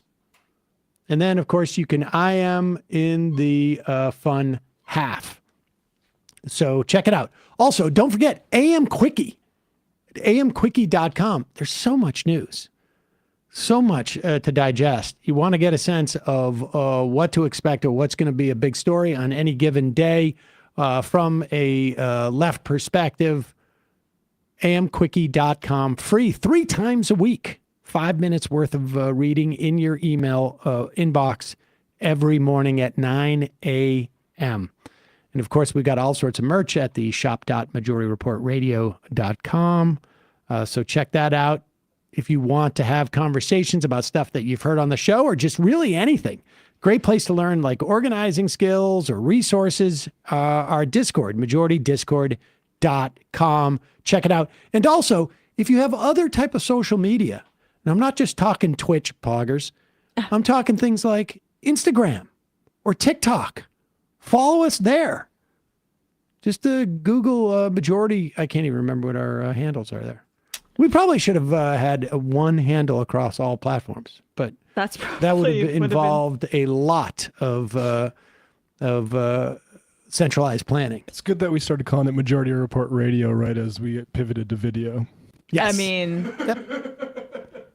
Yep, that's my... You remember what radio is, kids? Counter-programming thing. I don't want anything to die. MR Fax. There you go. Exactly. It's like those buildings in like Chelsea or something that still have the factory sign on it from back in the 20th century or something. Like the pneumatic tubes. It's nice to give it. Those are actually cool. I remember gives those it character. As a kid. Gives the show character. Thank you. You're Thank welcome. you. Roosevelt Island is all connected by pneumatic tubes. Do you know that? I did not know that. Yeah, I don't know if it's still functioning, but back in the day, that's how you move things around there. There was a place called Spags in Shrewsbury, Mass. That was like a pre-runner to a big box store. And they wouldn't even have they barely put stuff on shelves. It was all in boxes, and they would just open the box and stack them up. And you'd walk through and you buy a bunch of stuff. And they had pneumatic tubes because they had so much cash. They had to put it into the tubes, and it goes... Can you explain to me what pneumatic tubes are? You ever been to a bank where you put the little canister in the bank and it goes through a tube? That's a pneumatic tube. Oh, so like when they do draft lottery. Sure. Matt, Left Reckoning. Oh, yeah, Left Reckoning. We had a Sunday show. Arun Ano on talking about India, Pakistan. Also, he has a really great documentary series on the Tamil genocide in Sri Lanka. We put this up. This is from his YouTube channel. Go give him a follow. And this is the second part of a 3-part series on Sri Lanka, and a lot of parallels to say what's going on in other, say, colonization efforts in the world. And this doesn't get covered as much because, as Arun pointed out to me, that pretty much everyone is selling weapons to the Sri Lankan forces that are conducting it. So there's not really anyone to make a stink about it. Folks, see you in the fun half. We may have a brief check-in with the Majority Report middle school correspondent. Right. Chief middle school correspondent. He did just get promoted. Yeah. So we may check in with him a little bit later in the program. See you in the fun half. 3 months from now, 6 months from now, 9 months from now. And I don't think it's going to be the same as it looks like in 6 months from now. And I don't know if it's necessarily going to be better 6 months from now than it is 3 months from now. But I think around 18 months out, we're going to look back and go like, wow. What? What is that going on? It's nuts. Wait a second. Hold on for a second. The Majority Report. Emma, welcome to the program. Hey. Matt. What is up, everyone? Nomi Key. You did it. Let's go, Brandon. Let's go, Brandon. Bradley, you want to say hello? Sorry to disappoint everyone. I'm just a random guy. It's all the boys today. Fundamentally false. No, I'm sorry. Women's. Stop talking for a second and let me finish. Where is this coming from, dude? But dude, you want to smoke this 7A? Yes. Hi, me? Is it? Yes. Is this me? Is it me? It is you. Is this me? Hello, is this me? I think it is you. Who is you? No sound. Every single frickin' day. What's on your mind? Sports. We can discuss free markets and we can discuss capitalism. I'm gonna go throw up. Who libertarians? They're so stupid, though. Common sense says, of course. Gobbledygook. We fucking nailed him. So what's 79 plus 21? Challenge Matt. I'm positively quivering. I believe 96, I want to say. 857-210-35 501 1/2 3/8 9/11, for instance. $3,400, $1,900. 654 $3 trillion sold.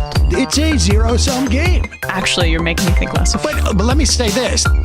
Poop. You can call it satire. Sam goes, it's satire. On top of it all, my favorite part about you is just like every day, all day, like everything you do. Without a doubt. Hey, buddy, we see you.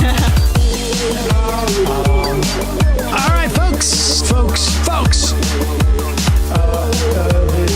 It's just the week being weeded out, obviously. Yeah, sun's out, guns out.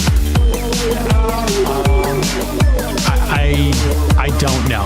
But you should know. People just don't like to entertain ideas anymore. I have a question. Who cares? Our chat is enabled, folks. I love it. I do love that. Look, gotta jump. Gotta be quick. I gotta jump. I'm losing it, bro. 2 o'clock. We're already late, and the guy's being a dick. So screw him. Sent to a gulag? Outrageous. Like, what is wrong with you? Love you, bye. Love you. Bye-bye.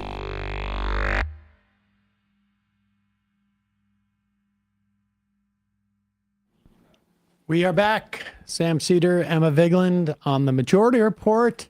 It is the fun half. We may get to some phone calls. We'll have to see. I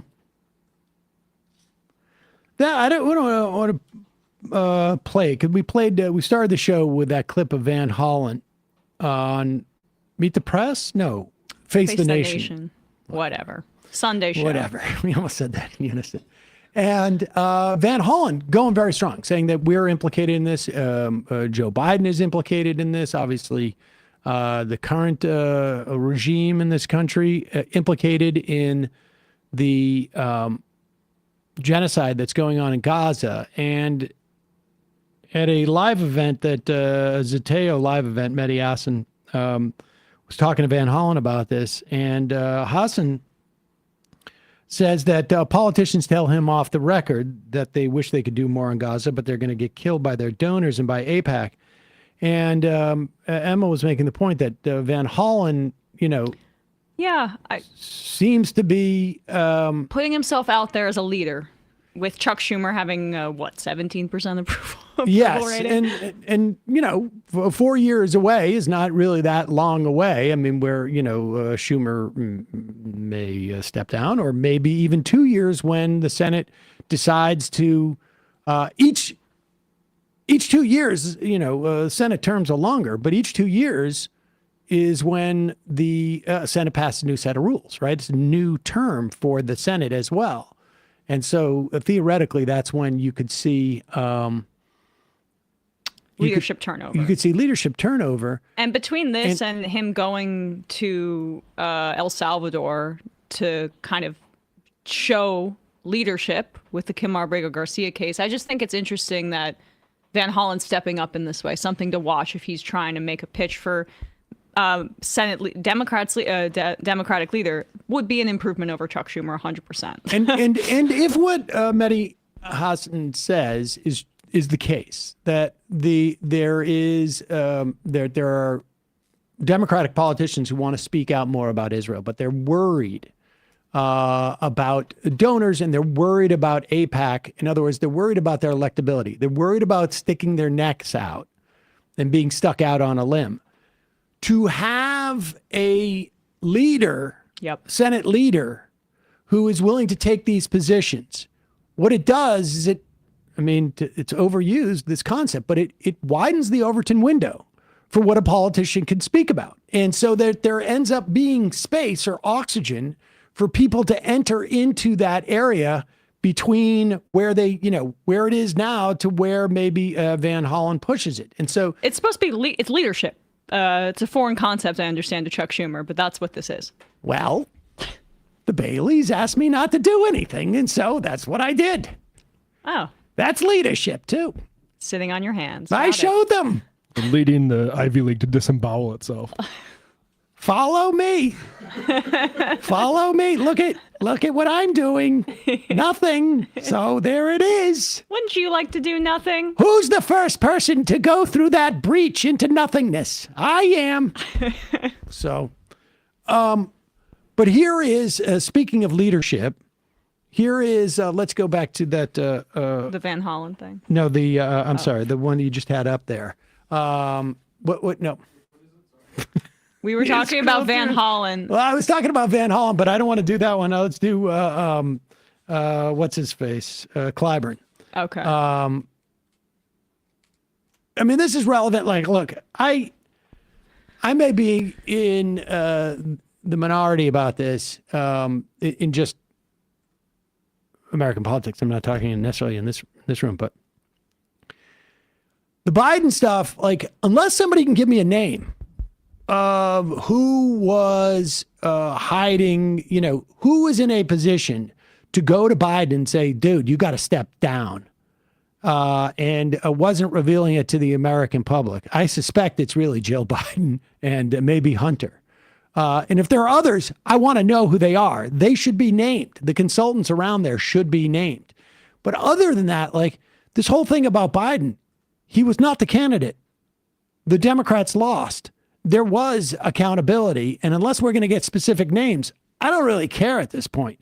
The only value this story has, in my mind, is to say to folks like Chuck Schumer and maybe others, hey, maybe you should do a reality check and realize that you're way, way out of step. Never mind whether you're, can draw a clock. Yeah, exactly. And this interview, is my understanding, happened before it was announced that Biden had this aggressive form of cancer. So Clyburn... Right before, yeah. Right before, he may have known, given his closeness with Biden, but just noting that. I would suspect he did. And I also, I'm amazed that prostate cancer could have progressed so quickly when they only found out a week ago. I mean, I feel like this guy probably has regular checkups. He said that he does, and he definitely did as president because you have to. I mean, I don't know. They didn't release his physical information because they said he was seeing his doctor every day. So, I don't know. There's a difference between seeing your doctor every day and having your doctor see you every day. Waving across. I see you every day. Hey, Sam. Go ahead. On the debate stage. Do you? This is, we should say, this is Matt Speed. Matt Speed. This is Jake Tapper interviewing Congressman Clyburn. Do you think that Joe Biden really would have been able to perform as president all the way through January 2029 when he would be 86? Yes, I thought that back then. I still think that, but I don't know that. When people ask me, did I know this or did I know the other? And the fact of the matter is, no, I didn't. And you make my point here. So it's not all about age. I've seen people develop Alzheimer's when they're in their 30s and 40s. So it's not about age. It's about the ability to do the job. And I never saw anything that allowed me to think that Joe Biden was not able to do the job. Just that simple. The debate didn't make you concerned about whether or not he could do the job? Absolutely it did. I never saw any of that. I didn't see the tapes from her interview. And I watched that debate, and you and I talked about it. And yes, I was concerned. Now, the question is this a condition or is this an incident? And I have had incidents when I was looking for my glasses and had them on. So you have these kinds of incidents, and that's the question is. And then remember, a lot of us were... Pause for 1 second. Now, funny you should say you had issues too. Yeah, I mean, maybe that's a clue that it's time to let somebody else take over. But what do you want him to do with himself? What's he supposed to do? Go fishing. I was on MSNBC last night, and David Hogg was the guest before me, and he is being asked, he's still having to pay, apparently, for this comment that he made, which was righteous, going after Jim Clyburn for saying, what am I going to do with the rest of my life when people say in your 80s, maybe it's time to step aside? And Hogg is being accused of basically being a racist, which is crazy. Oh, weird. The Democratic Party cynically using identity politics to defend the status quo. Yeah, and this is an excerpt, or the Atlantic, I guess, had this excerpt from the book that's coming out, or perhaps it's an article on it. Yeah, or this is an article about Original Sin, which is Tapper's book, along with Derek Thompson. Right? Is he the co-author? No, not with Tapper. Thompson's on Abundance. Oh, okay. Sorry about that. There was a co-author, but I can't remember who it is at the top of my head. The members of Biden's staff weren't the only ones comfortable with abandoning democratic norms. The former president enjoyed the support of the Democratic Party. This is a write-up in the Atlantic, which at its behest blew up the old primary schedule, putting South Carolina in the first slot. The ostensible justification was anti-racism and elevating voters of color in a heavily black state.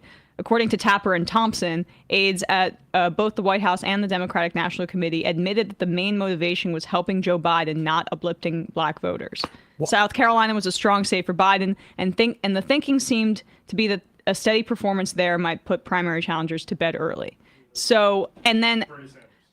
meaning Bernie. And Ested Herndon, who we've had on before, who's written about this and toured around the country ahead of this election, he said, I'll say this, a huge reason this worked at the time is the lack of diversity in media. Dems spent several years repeatedly using race and identity as a shield and relying on the fact media that replicated its blind spots to ensure lack of accountability. They'd roll out an individual validator, pretend it spoke for everyone, and it wouldn't be properly interrogated. The South Carolina switch was obviously performative politics, but you have to know and care enough about black communities and its voters to push them.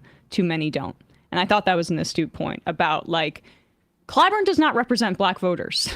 The Congressional Black Caucus, which is much older than a lot of the rest of the population. And more to the right, More to I the would right. say, in general. This is not about black voters. South Carolina is just more conservative because it's a southern state. It's not about black and voters. they know that. That's why they did it. It's about putting a more conservative state at the beginning to solidify Biden's power, and a state that he was stronger in because of the institutional support from guys like Clyburn. Somebody should tell the Democrats what Quinn Slobodian said about the counter-majoritarian stuff doesn't need to be leaned into quite as hard, because that's all they're really about. Go back just a little bit. I would have loved it if Tapper had said, Congressman, you know your glasses are not on your face right now, and just to see what his reaction would be.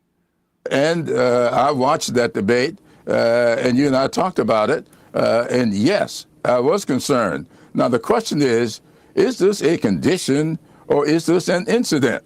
And I have had incidents when I was looking for my glasses and had them on. So you have these kinds of incidents, and that's the question is. And then remember, a lot of us were a bit concerned about his schedule in the run-up to the debate. He took 2 overseas trips, came back, and started preparing for that debate. And I called it at the time preparation overload, because they were cramming into a 4 or 5 day period the preparation for the debate after taking 2 overseas trips, which I thought was taxing in and of itself. And so these kinds of concerns are out there, but none of us thought that there was anything. Having those type of concerns for your president is sort of like a red flag. Like, if I'm worried about whether the president can go overseas and then come back and actually do a debate, I don't know. Preparation overload sounds like preparation H, but like a more like the prescription version. I don't know where you would rub that on your body, but I would be not interested in that. When you're Clyburn's age, you'll know. The problem with this story is not that I agree. Tapper's trying to sell his book, right? Okay. So, but this is going to be in the media, regardless of like how we feel about it. Like that Elizabeth Warren interview. Yeah, and I think it's very fair, and I think that like perhaps in examining some of the things I missed, this is where perhaps there was a bit of a gap there in terms of understanding. But the fact is that Democrats are going to continue to be asked about this, regardless of how we feel about the line of questioning or how productive it is. And I do think there's some value in it. The what's valuable is hearing guys like Clyburn say things like this, and it continues to further a credibility crisis that the party has when you have its major leaders like Clyburn or public faces defending this and telling people not to believe their lying eyes. That's a problem, even if the direct political implications of Biden dropping out aren't exactly one-to-one or direct, if that makes sense. Because I just think that like the more that these guys go out there and defend this, the worse of a look that it is to the party. There should be more of a Beto O'Rourke approach. Throw the guy under the bus. Just do it. It would help them in the long run. We have some breaking news. Not great news. The Supreme Court has, and it's unclear to me exactly, they have lifted the deportation, the order that enjoined the Trump administration from deporting Venezuelans who are on temporary protected status. Now, the Trump administration was stopped I think it was in February, when a federal district court in California basically gave more or less, I guess, a temporary restraining order, saying that the case has to move forward, but you can't do anything until the case moves forward because obviously folks are going to be irreparably harmed. And that, I believe, the Court of Appeals for Ninth Circuit rejected the Trump administration's attempt to hold that judge's ruling.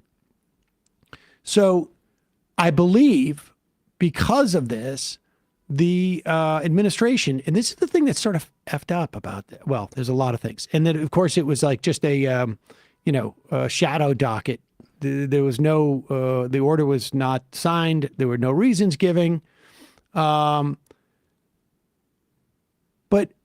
we just heard a question of birthright citizenship, where at least 4 or 5 of the justices seem to be skeptical of, and it wasn't about birthright citizenship. It was whether there could be nationwide injunctions against stuff. And some of the judges were very clear, like, hey, this seems to be a problem because if there isn't a nationwide injunction, you could keep losing in individual cases around the country, but in the meantime, like, you're going to go forward with this thing, and the thing is never going to be addressed, and there's going to be like this catch me as if you can type of quality where no amount of court cases is really going to do the job, and you could just avoid bringing it up here.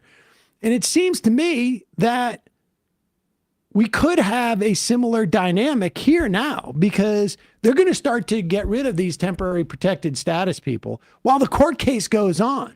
But do you think it's notable that this case wasn't asking the court to limit its own power, and the previous case was, by basically attacking the concept of nationwide injunctions and the judiciary in and of itself? Like, that seems to be the dividing line. It could be, and it could be, too, that they're just like, well, temporary protected status is not a constitutional creation. It's a statutory one. And so... And they were attacking the concept of injunctions, as we talked about on Friday, because they couldn't... The text is very plain and obvious in the 14th Amendment that birthright citizenship is a constitutionally protected right. So they can't go at that. Or they felt that wasn't their strongest... Yep. Well, they didn't want it resolved, frankly. I think they wanted to keep it a live question. But this has the potential to strip 300,000 people of legal status. These are some folks who are here under work authorization. I imagine it's not just the 350,000 Venezuelans who are now obviously directly implicated, but there's hundreds of thousands of more, whether they're Ukrainians or Haitians, Afghanis who are here under temporary protected status. And I would imagine they are now just as susceptible if the administration wants to do that. And I imagine they will. Yeah.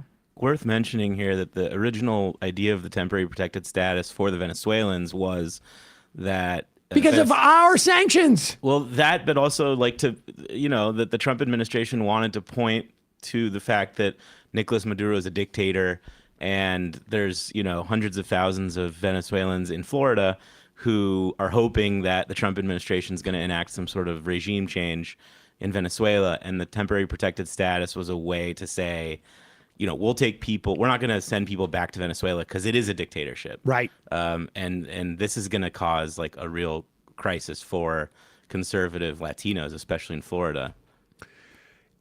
But I think people have to concede to have 350,000 members of Tren de Agua in the country ready to take dangerous. Over this country is obviously, a problem. And now, we're being invaded. Let's shred the Bill of Rights quick. We have been fortunate that they have not been able to get arms, and that their supply lines are so long. That's the thing about this kind of invasion. It's like it's so quiet. It's almost imperceptible. It's the they frog, get jobs in the proverbial frog.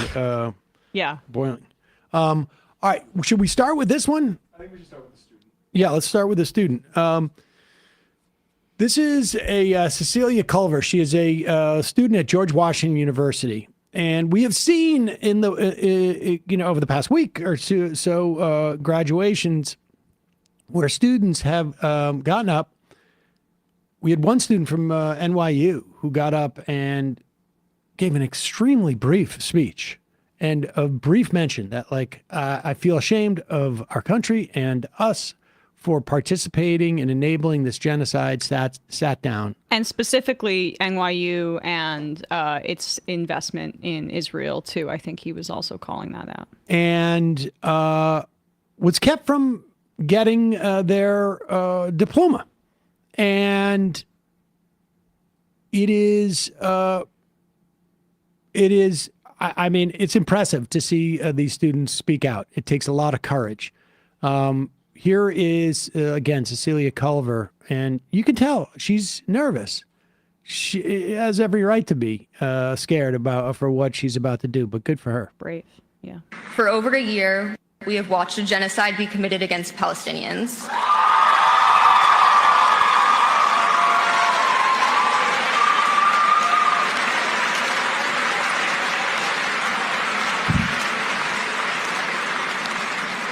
I cannot celebrate my own graduation without a heavy heart, knowing how many students in Palestine have been forced to stop their studies, expelled from their homes, and killed for simply remaining in the country of their ancestors.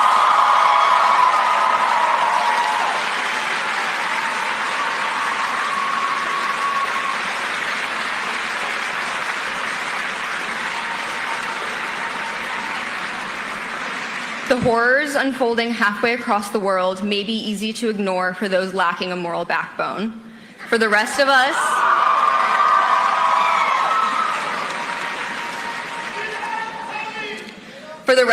these atrocities cause us to take stock in our own complacency in the imperialist system. I am ashamed to know my tuition is being used to fund genocide. I'm going to say that again. I am ashamed to know my tuition is being used to fund this genocide.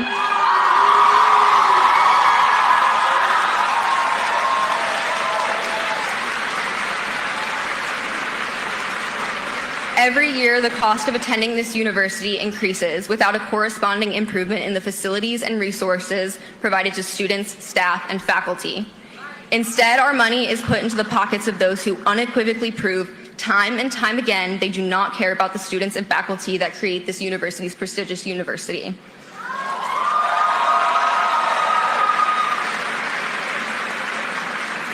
Despite repeated calls from students and faculty to disclose all endowments and investments by the university and divest from the apartheid state of Israel, the administration has refused to negotiate in good faith.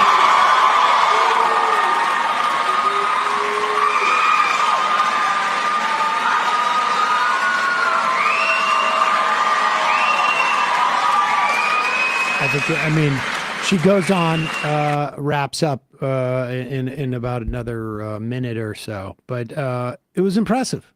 I love these kids. I love the roar of relief from the student body that's like, we're not going to go through this charade and be silenced about the key issue of our time. Like I said this last year when this was going on. I spoke at my graduation. Mike from PA found a clip of it.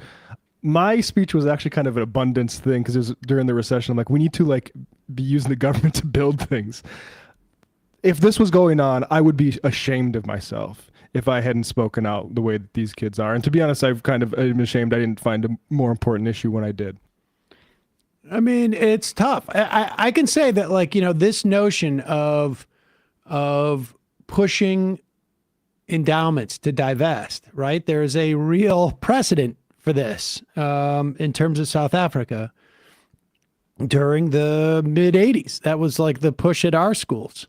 There was a little bit more institutional support outside of the schools for something called the Sullivan Principles, which had been written up about that sort of provided guidelines. Folks, I can't even remember exactly what they were, but they came out of a desire to protest these things. You had Reagan there was an acknowledgement that there was a problem in a way that we don't see from the leadership in this country, Democrat or Republican. I mean, we see it with some Democrats, but there was an acknowledgement of something wrong with the country.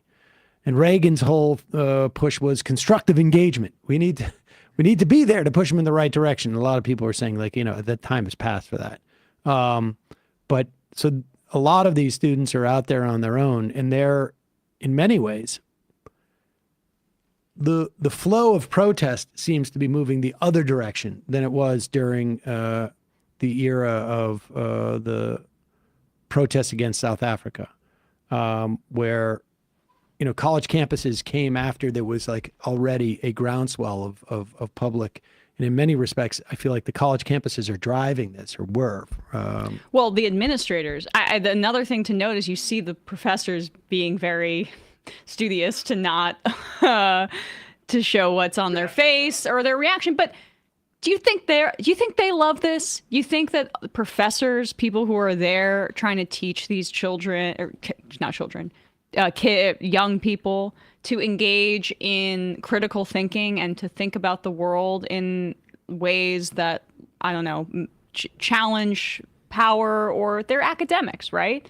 You think they like this? They think they like the administration silencing their students and telling them not the best of their graduating class, not and to silence themselves and to not be brave. Like, they all are also facing incredible pressure. This is the administration. This is capitalism. It's not academia, and it's not about anti-Semitism. And I don't know why you'd want a leadership position in a role just to be cowardly in moments like this. Like, I'm sure the rent paying is nice, but I mean, grow backbone.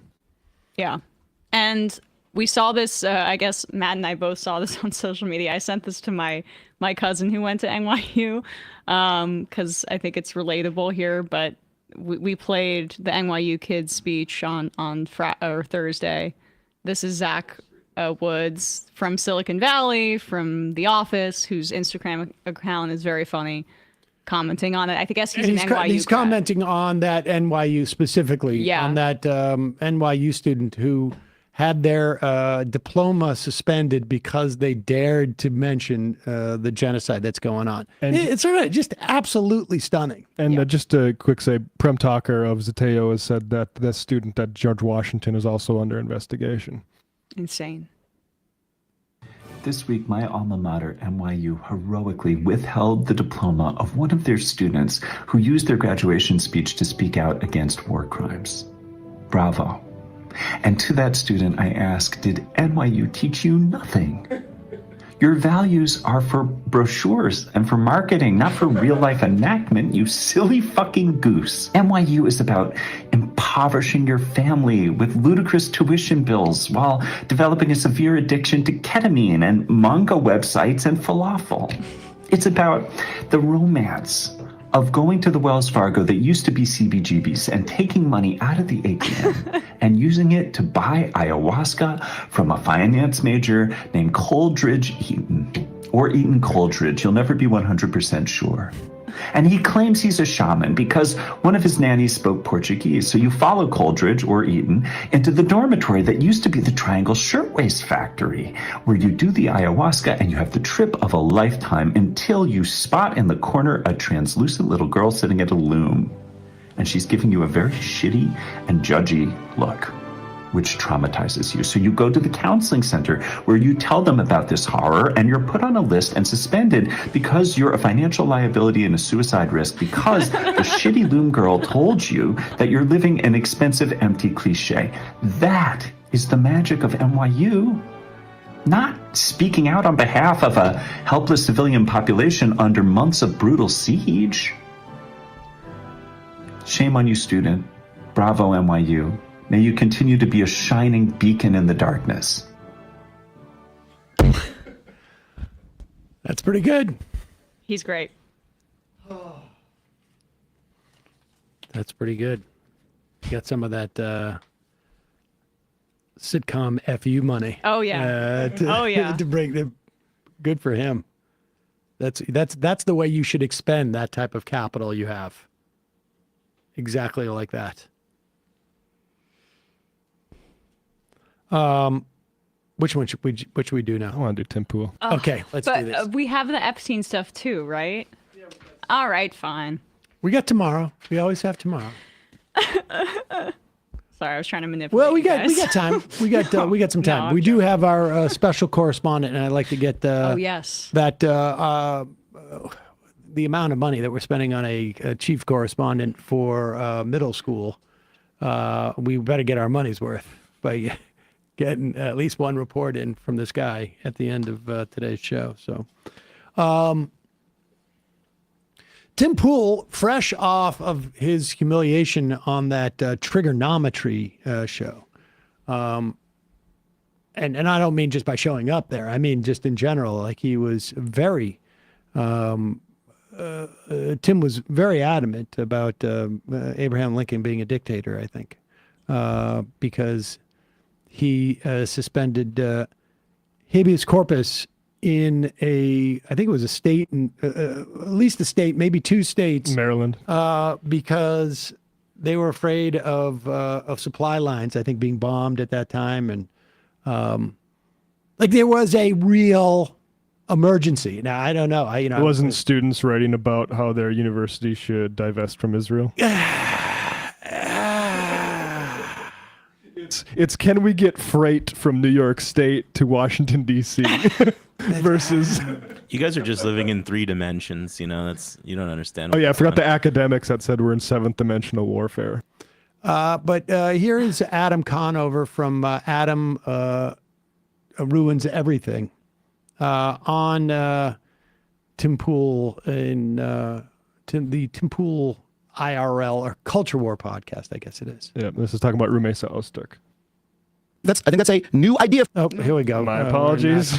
And they're talking about that again. The woman from Turkey who's on a student visa in this country, and had written in between her studies at Tufts University, written an op-ed in the student newspaper, co-written one. Oh, co-written. Well, there you go. For a lot of people that America is that type of country. I think that Donald Trump's purpose is to turn America into that type of country. I think that that's bad. I think it makes the country smaller. I think it makes the country worse. I think it's a violation of most of the values that I grew up with as an American. And that's my view of what's happening in the country. Now, if you want to say, hey, I don't like free speech for foreign nationals who are in the country who express mild opinions about other countries' foreign wars, then that's your prerogative. It's a big difference between us that you don't like free speech in that way. Can you pause it? I'm sorry. I just have to give him his credit there for taking Tim's 2 planks of like both I'm a free speech absolutist and warrior and I'm against the foreign wars and wrapping it into such a succinct a criticism of his hypocrisy. If Tim's audience, was a little bit more able to engage in critical thought, they would pick up on that. But credit to Adam. I'm sure. I mean, to be fair, I am sure there are a few members of Tim's audience. You're right. Who are discerning enough to realize, like, Tim has these bedrock principles. I mean, his whole thing, right, is about being principled. Like, are you a consequentialist? Or are you a utilitarian? And so, he's got these principles, almost like these religious edicts that he is read in philosophy and decided to adopt. And so they always hold true, except for in a couple of circumstances, like countries that invite me to meet with their prime minister. Netanyahu and Tim Pool met recently. Or maybe, Mr. Gregorian, who's paying, who knows? But yes, those principles have a little bit of wiggle room, apparently. Also, if this prime minister's son is a big fan of your show, as what's his name? Yair Netanyahu, who's spent this entire time. He's I'll say a military-aged male. He spent the entire last few years in Miami watching Tim Pool, I think, from a high-rise. Oh, sweet. Country who express mild opinions about other countries' foreign wars, then that's your prerogative. It's a big difference between us that you don't like free speech in that way. I mean, that's loaded language, right? Yeah, all the language you're using is pretty loaded. Well, you keep using adjectives to describe things to diminish one thing while exacerbate or exaggerate. You know what? I was going to say something about this. I noticed Adam uses adjectives. Whoa. And I will also say, I feel like I picked up on a couple of adverbs as well. I mean, this is the game that a lot of the sneaky people play. Mm-hmm. It started with pronouns. They go in using the full complement of English words in their sentence formulation, which is, I mean, we know that game. Can you imagine just like responding to someone going like, oh, you're using a lot of adjectives there. Also, the bad pull on exacerbate. Oh, so it's, what do you mean by free speech? Yeah. Yeah, stop using these adjectives. Like, why don't you just say speech? It would be really helpful if you were less descriptive to make my point. It would sound better. This is going to be very hard for me to wiggle away if you're going to be this specific. Just say foreign national. You know they put foreign in there. Yeah, exactly. Just say national. Language, right? Yeah, all the language you're using is pretty loaded. Well, you keep using adjectives to describe things to diminish one thing while exacerbate or exaggerate something else. I do use the English language to express my thoughts and opinions. Yeah, yeah, but it's straw manning. It's not a legitimate. Pause it! Whoa! What is this? Straw manning? Shouldn't it just be manning? Yeah, I don't see a straw man in there. Why is he using the word straw? That seems to be a little bit loaded. I believe. Is that not an adjective? Like the kind of manning he's doing? But he's gonna. Or is that an adverb? He's gonna explain it. Okay.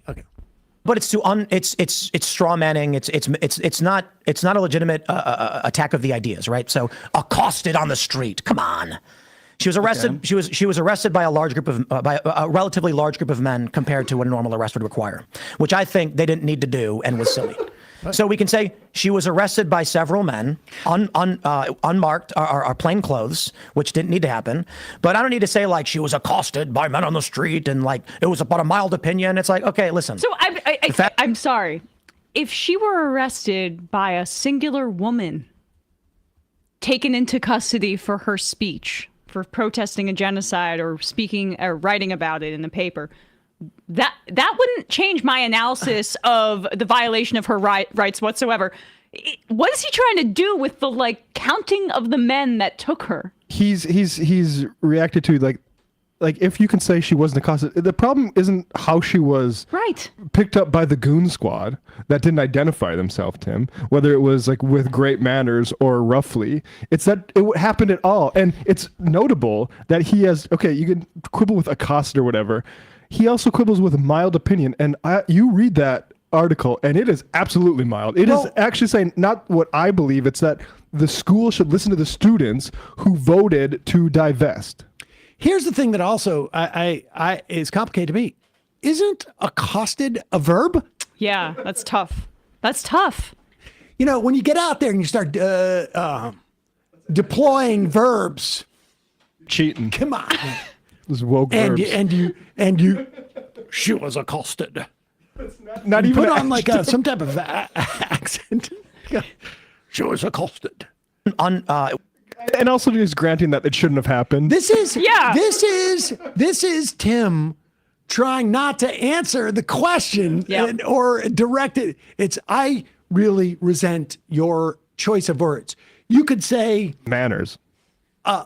Picked up and surrounded. Arrested, detained. By 8 big guys running at her. Is Adam even familiar with Chatham House rules? It's really, really messed up here. No one uses verbs at Chatham House. Good. Unmarked are plain clothes, which didn't need to happen. But I don't need to say like she was accosted by men on the street and like it was about a mild opinion. It's like, okay, listen, the facts of the case, like I said, I don't like the idea that people come to this country and then try and tell us how to do, how to live our lives. You're not for free speech. I understand. I think American citizens have self-determination and sovereignty. And I will say this even of the Canadians who keep coming here and they keep getting involved in our politics. I'm friends with some of them. But I think it's fair to say that there is an issue with Canadians, largely conservatives, who come to this country and then start advocating for conservative values in a country they're not from. So, to be fair, there are liberals Canadians who do it too. I find it to be silly. That being said, Canada as a bordering nation with a largely overlapping culture is a morally different question, but still applies in much the same way principally. So I do take issue with foreigners coming to my country. It's a nice white country, so we like it. Canada's they call it what, the most multicultural country in the world, I think. Mm-hmm. They big on immigration. I think Toronto. Pause it. Wait a second. So if I understand what he's saying here, the physical proximity of the country And the physical proximity of the country dictates whether you can have an opinion on the politics. Now, he sometimes feels that some of these Canadians go forward. I wonder if he feels the same thing with Mexicans who also have a physical proximity to the country. In fact, I would argue that if you look towards the Southwest, you will see more indications of our relationship with Mexico than you will if you look to the north of this country, because we don't have Vermont, spelled with a M-U-O-N-T, Vermont. We do have like a Los Angeles. Yes. So we actually have arguably more proximity in that respect.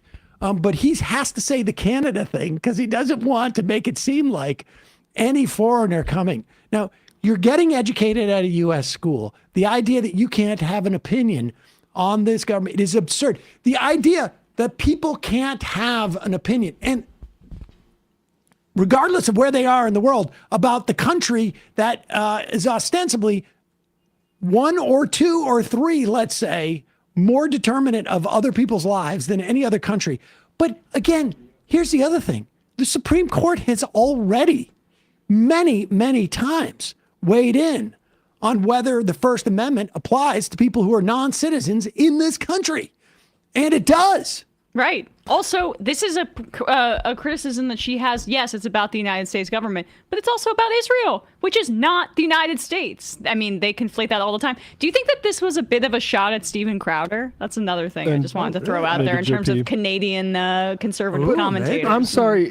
This is Tim Pool, who has claimed the free speech mantle for so long, lighting that on fire. I studied abroad in London for an entire summer. I worked as a fact checker. I was bashing David Cameron every fucking day. And I did not for 1 second think, oh, this is going to get me sent home. I think probably smoking weed in the dorms probably get me sent home. Criticizing the government. And if that would have got me sent home, it would have been an example of, oh, wow, this country needs freedom of speech. It needs a First Amendment because that is a ridiculous authoritarian power grab. And that we can just so quickly move from Joe Biden's the anti-free speech candidate to oh yeah, I actually support this. You don't foreign nationals come here talk about how we do things. It's just absurd. Nobody on our side of things was actually saying we should try to get Jordan Peterson deported because he keeps calling our doctors criminal butchers over here.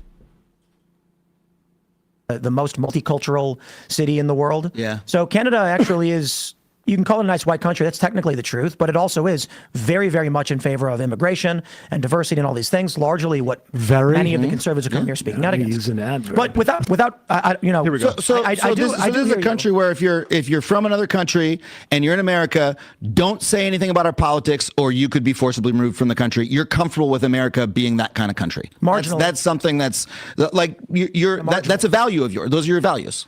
See, you're doing it again. No, I'm a value of mine. You're getting very emotional. He's getting emotional. He's getting very emotional.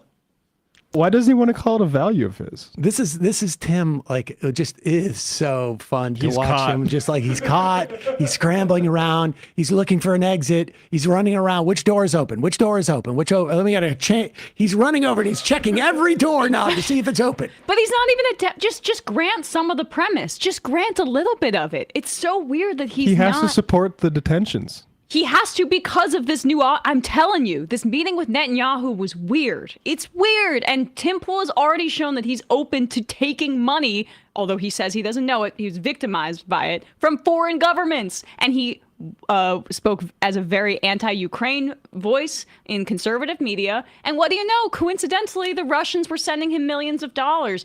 It's a little odd to me that we now see that Netanyahu's son's a big fan of his. And then last month, when Netanyahu came to the country, he's meeting with Tim Pool and Dave Rubin. Interesting. Both guys who said... Little odd? Little odd. I have to use that descriptive. Also, the same time that, a day before Stephen Miller came out and said, actually, we're at war, we need to get rid of habeas corpus, Tim Pool was on with those two goobers talking about how habeas corpus needs to be jettisoned because Lincoln did it. Mm-hmm.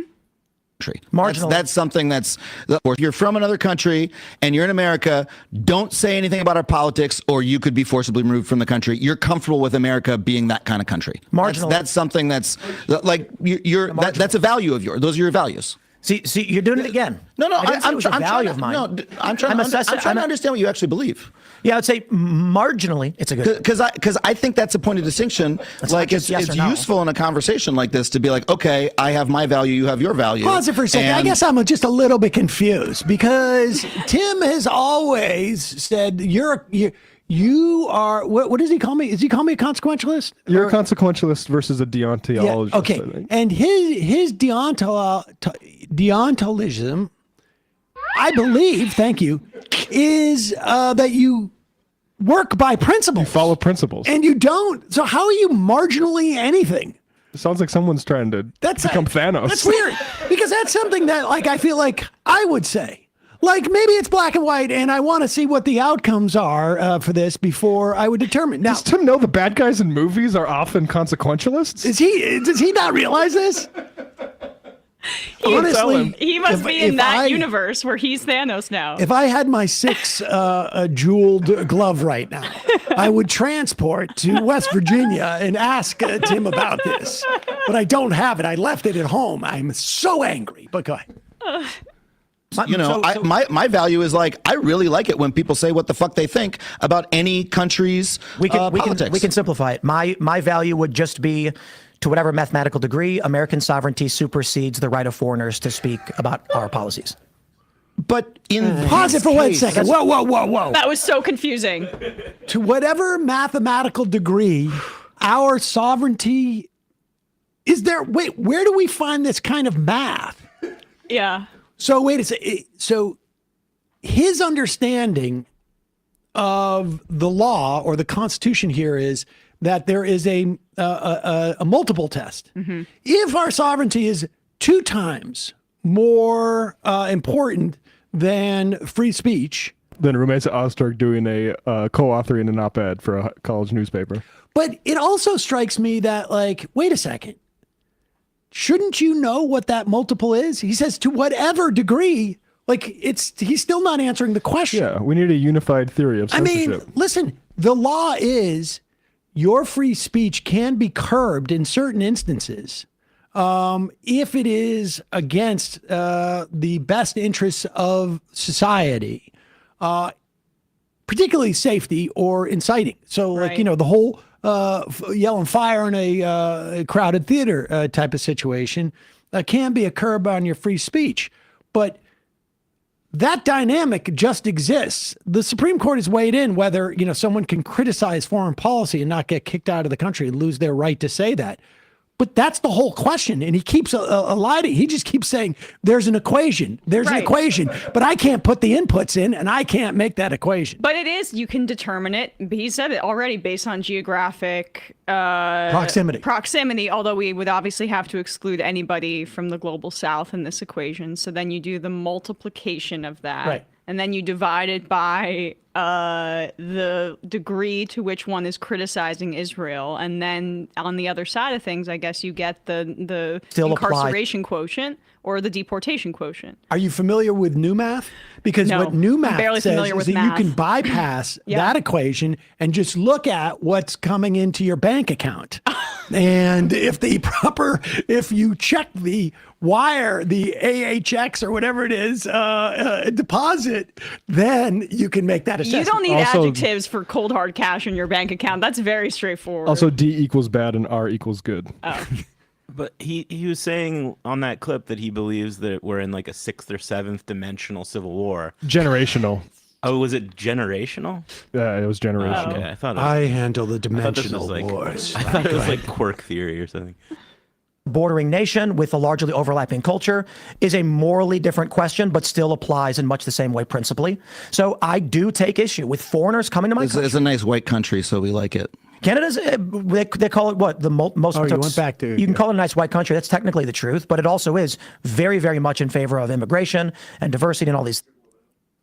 Don't say anything about our politics or you could be forcibly removed from the country. You're comfortable with America being that kind of country. Marginal. That's something that's like that's a value of yours. Those are your values. See, you're doing it again. No, I'm trying to understand what you actually believe. Yeah, I would say marginally, it's a good. Because I think that's a point of distinction. Like it's useful in a conversation like this to be like, okay, I have my value, you have your value, and my value is like I really like it when people say what the fuck they think about any country's politics. We can simplify it. My value would just be, to whatever mathematical degree, American sovereignty supersedes the right of foreigners to speak about our policies. So simple. But in this case, that's just my value. So you think that literally any time America is exercising its sovereignty, that's like a good thing in that particular case? Like, because what does that mean? Like, you're a guest in our with all due respect, I think I said it like 6-7 times. The mathematical equation. Adhere to the rules. That's it. That includes conservative Canadians, conservative Brits. That's Carl Benjamin. That's Paul Joseph Watson. That's Viva Fry. That's Seth Rogen. How can he justify then all of these people are walking free amongst us? Right. Like, how is it that like all of a sudden he doesn't have an issue with this, but he's had such apparently an ongoing issue with all of these people he's listing off. Like off the top of his head, he can list 10. The idea that Rumesa Ozturk is like Viva Fry is so fucking stupid. But even if that's the case, like, how is it that he's never ever spoken out against their freedom?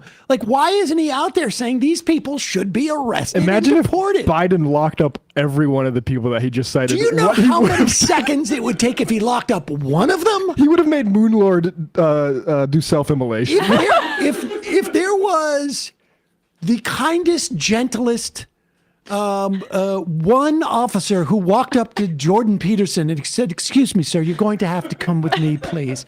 We're going to have to put you into a cell for a brief amount of time. You're a foreign national now. You're a foreign national, and we don't like what you've been saying about the Biden administration or what our foreign policy has been." Do you know how ballistic Tim Pool would have gone? Oh, my God. This is why I find it very, very hard to believe what he's saying is actually true. No. Maybe making up these principles. Well, on the fly? Do you guys remember he went to Sweden and did that whole report about the no-go zone? Oh, that's right. How dare he? We should extradite him. How dare he? He should have been in a prison. Sweden should have locked him up. Sweden should come and get him now. They should extradite him for past crimes. Yeah, that's what President AOC will do. I mean, wait, if Tim Pool does not feel the First Amendment is at play here, does he have a problem with any country arresting any political dissidents whatsoever? How could he? If it applies to America, where we have sovereignty, even with a First Amendment, in countries that don't have anything constitutional like that, it's almost like they're almost obligated to arrest all of these political dissidents. Carl Benjamin, that's Paul Joseph Watson, that's Viva Fry, that's Seth Rogen, and it's also so all those people they got deported, should not speak about American national interests, like the Suez Canal. We shouldn't say the Panama Canal or is Puerto Rico a state or not. Visa. They should not speak about American politics. You can speak about what you want, but speech has consequences. I mean, okay, so we can move on. I'll say, to me, that's a radically different America than I thought I grew up in. And I think it's fucked up that we're becoming that kind of country. I think it's really bad. Think that's true. Yeah, you don't believe I think that's true? Well, I mean, I suppose I like what I just said. I believe you're like, I don't believe that. We don't. I will say I don't believe that Tim is telling the truth, and but it's good to have him on the record. This is a very good thing because Tim can never, ever, how is he not calling for the arrest of these people? He's a free speech sacrificer. They should be deported. Listen, under the Tim Pool doctrine, which I think we should refer to going forward, that doctrine states any foreign national in this country or hopes to even visit this country at any time who speaks a word of U.S. domestic or foreign policy, right? Because why would it apply to foreign policy, not domestic policy? Should be imprisoned and then deported. That is the Tim Pool doctrine. It is. It's nice that he and also don't use a lot of adjectives. Right. Those two. That's the Tim Pool doctrine, number one, and number two. To All right, look, exacerbate it. we got 3 or 4 minutes. Not going to get to many, but if we can set up our correspondent on a microphone, I'll read a couple IMs. MJS617, Sam, is that bill DOA in the Senate or what? I'm hearing a lot of contradictory discourse. You mean the reconciliation bill? They'll find something. It's not going to be exactly what it is, but Clearwater. Tim will make a statement, be confronted with what he said 5 seconds later, then completely deny he said it. Yep. What the F is any serious person supposed to do with that? Well, what is anybody doing watching that? It's what they are using it as sort of intellectual wallpaper to kill their life. Yeah. Subi Sam, confirmed. Sam drives a Subaru. Militant apathy. This is great. Oh, this is a great guest. Yes, we should put that on best of list, I think, for sure. Yes. Dr. Gorst. Is the InfoWars handle available? Tony from Texas. Happy Monday, MR Crew. Could I get a shofar for Genocide Joe's diagnosis? Oh, that's mean. But I wouldn't, I think you point out the hypocrisy that people in Gaza can't get health care and he'll get excellent health care and we move past it. The shofar is not meant for such purposes. But no, that's not right. There we go. That's what the bonk is for. It seems bizarre, says Tree Hugger. We act like this is normal. A system where reps are more concerned about what their donors will do if they speak out against genocide is not a system we should continue to uphold. Point well taken. Okay. Ladies and gentlemen, want to welcome to the program our middle school correspondent, our chief middle school correspondent, Saul Seder. Saul, great to have you back with us. Can you hear me? Yes. Yep. Okay. Okay. Well, I said great to have you back with us. Hi. Hi. What can you tell us? What is life like now for someone who, my understanding is, my research shows that you're 12 now. Is that correct? Mm-hmm. And tell us what's going on in the world of 12-year-olds. I don't know. Okay. It makes it hard to get reports from you if you don't give us what. Let me ask you this. He's deep undercover. Let me ask you this. What kind of music are 12-year-olds listening to these days? I don't know. Come on, you know. No, I don't. Well, what kind of music do you listen to?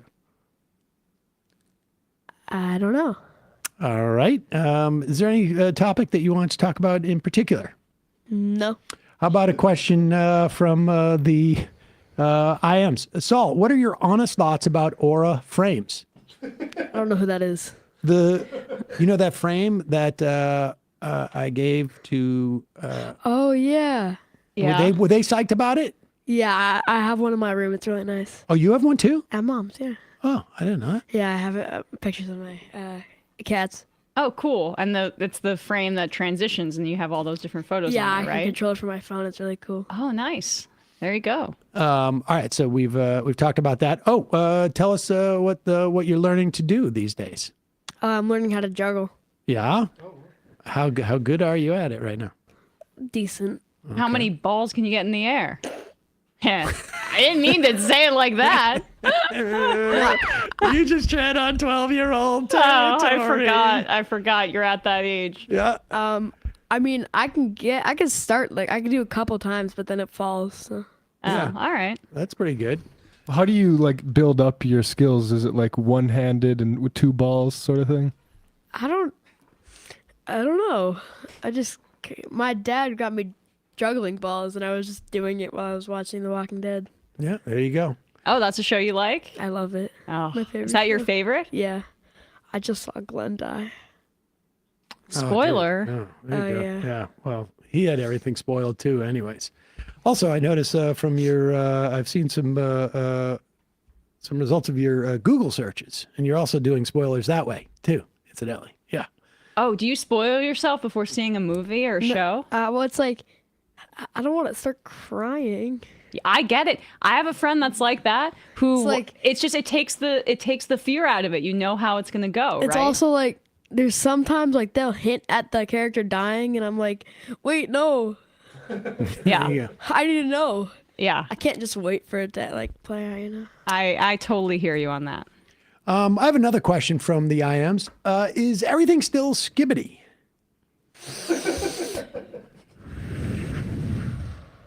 Oh, yeah. Does that piss you off when I ask that question? You seem angry. I don't get this joke. Can you explain it, Saul? Nope. I'm too old. I think it involves a toilet. Mm-hmm. Is that right? Yes. I never even knew it. This should be right up your alley. I don't know what that means. Yep, the 20-minute poops. There you go. Now you're playing to So, the audience. Is a chicken jockey a thing? Yep, it's a thing. Are you big chicken jockey head? Wait, what does that mean? The Minecraft movie. Oh yeah. Yep. How was it? It was okay. Yeah, just fair. Yep. Do you feel like you have audience capture? Is that why you got to bring up the 20-minute poop thing? What? Well, it's kind of gone to like around 30 and 40, 34. 34 minutes? Is that what you're I saying? timed it last The trend is upward. Yeah, there we go. Well, as you get older. And would you say your dad is Sigma Riz? Nope. No? No, you're not. No? All right. What kind of Riz does your dad have? None. Non-existent? Yep. That's rough. Saul, how much are people using AI these days your age? My age? Yeah. I mean, I kind of use it instead of Siri. You use it instead of Siri? Yeah, because Siri doesn't listen to me. Oh, all right. I'm sorry to hear that. What about your friends? Do your friends use it? I don't think so. No. Folks want to know if you're still into Jim Carrey. Yeah, I actually just... We just watched... the Truman Show. Yeah, that again. show, that actually is one of his best movies. Yeah, no, that's my He's- favorite movie of him. I've watched it like 4 times, but... It's a great one. Have you seen Bruce Almighty? Yeah. I like Bruce Almighty. What else is on your mind? What else you want to talk about? Have you noticed anything? Have you noticed any new trends out there? Do you even know what you're talking about? I mean, that's. Do you want to have a debate about that? Yep. Okay. Well, why don't you open up the floor? Go ahead. No, you do it. When you, I'm trying to be as evasive as some people that I've experienced debate with recently. When you say like, do you? I mean, it's actually a good question. Universities. Yeah, what? Universities are places where people learn, and maybe they should be made less expensive. You disagree with that? What are you talking about? What's your plan to bring down the expense of universities? We're talking. What's your plan to bring down the expense of universities? I don't know. It doesn't sound like you have one. Yeah. That's interesting. Because you just brought up you, and you didn't. All right, that's just weird. I thought you were talking about trends. Excuse me? Why are you trying to change the topic? Yeah, I don't want to. You don't want to go there? No, I don't want to do politics when I grow up. That's fair. All right. Well, we got to wrap up. But this has been very enlightening for people, I think. What are 12-year-olds doing? Are they all on scooters today? Are they doing those? What do you call it? The thing with the hoverboards, skateboarding. No, but I'm trying to convince you to get me the hoverboard. Remember? Yeah, it's illegal in New York Oh, City. it is? Yeah. Have you seen Back to the Future? Yeah. That made me want a hoverboard so badly. No, do you know what a hoverboard is? No. It's like the one with 2 wheels. Oh. Yeah. So it's not really hovering. No. But it's that. Oh, I've seen these. Those are pretty Kinda cool. dangerous. They're illegal in New York City. No, they're not. Oh, yeah, they are. Yeah, they are. I don't think so. Yeah. I used to see them a lot more than I do now. Oh, yeah, because they're illegal now. No, they're not. Yeah, they are. Let's debate it. Somebody look this up. Okay. Are hoverboards... Saul, someone says your catchphrase used to be "sucks to suck," which I can confirm. You still say. Okay, I guess they are illegal. Yeah, they are illegal. All right. Well, They're classified as motor vehicles. Clip it. I just prop clipped you. Well, I know, but we can still get one upstate. No, man. So listen, question for you. Sucks the socks. Mm-hmm. That was your catchphrase. Would you have a new one? No, I don't remember saying that at all. Do you have a new catchphrase? No. Oh, now you're just going into denial mode. Are you using a lot of adjectives? What's an adjective? I hope you're joking. All right, let's see. Are you a fan of Tyler, the Creator? I don't know who that is. Mm-hmm. Yeah. You are? Yeah. Okay. That's cool. Wait, So- you don't know who that is? I don't did. know. I was a fan of Tyler the Creator when I was in high school. So the fact that he still has some fans, that's pretty cool. Mm-hmm. Is he putting out new music? God, I'm so old. Yeah, I think so. What about Yeah, he Chimpanzee Banani? Do you know what that is? I don't want to talk about it. All right.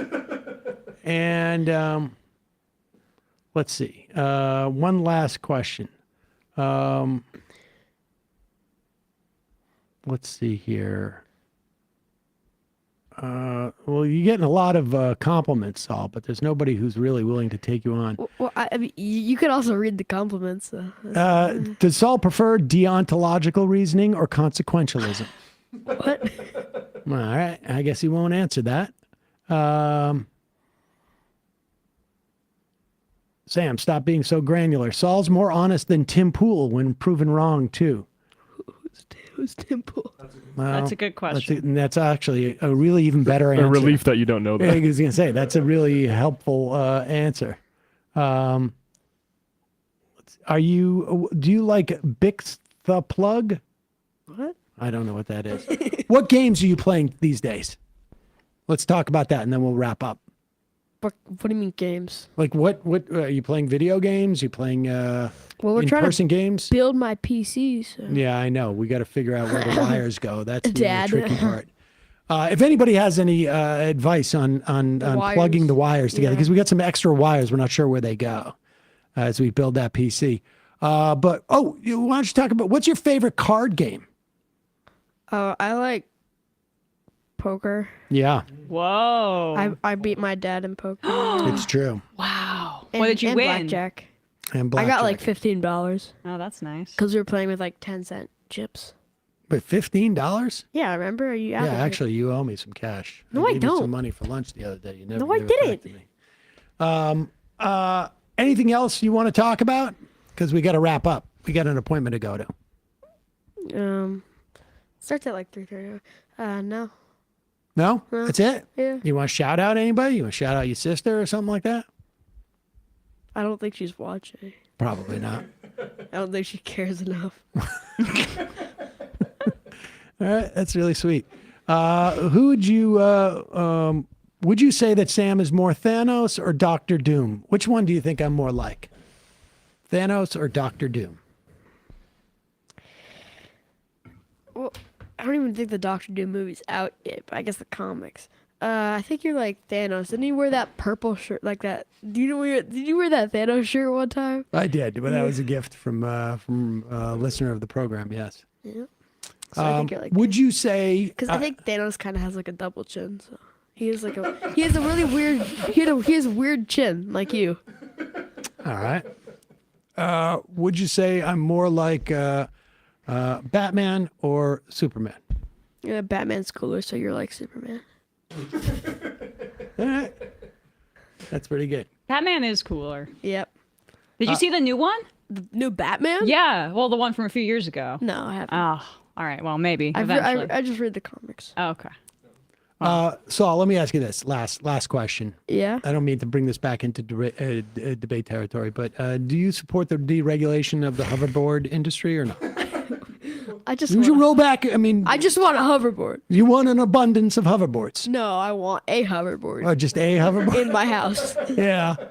Well, There needs to be some zoning reform. yeah. Unfortunately, The red I tape. can't get behind the reform of that, so we're not going to roll back those regulations. Saul Seder, thank you so much for your time today. Very much appreciated. We, of course, will link to nothing of yours in any place on our media, but do appreciate you coming on.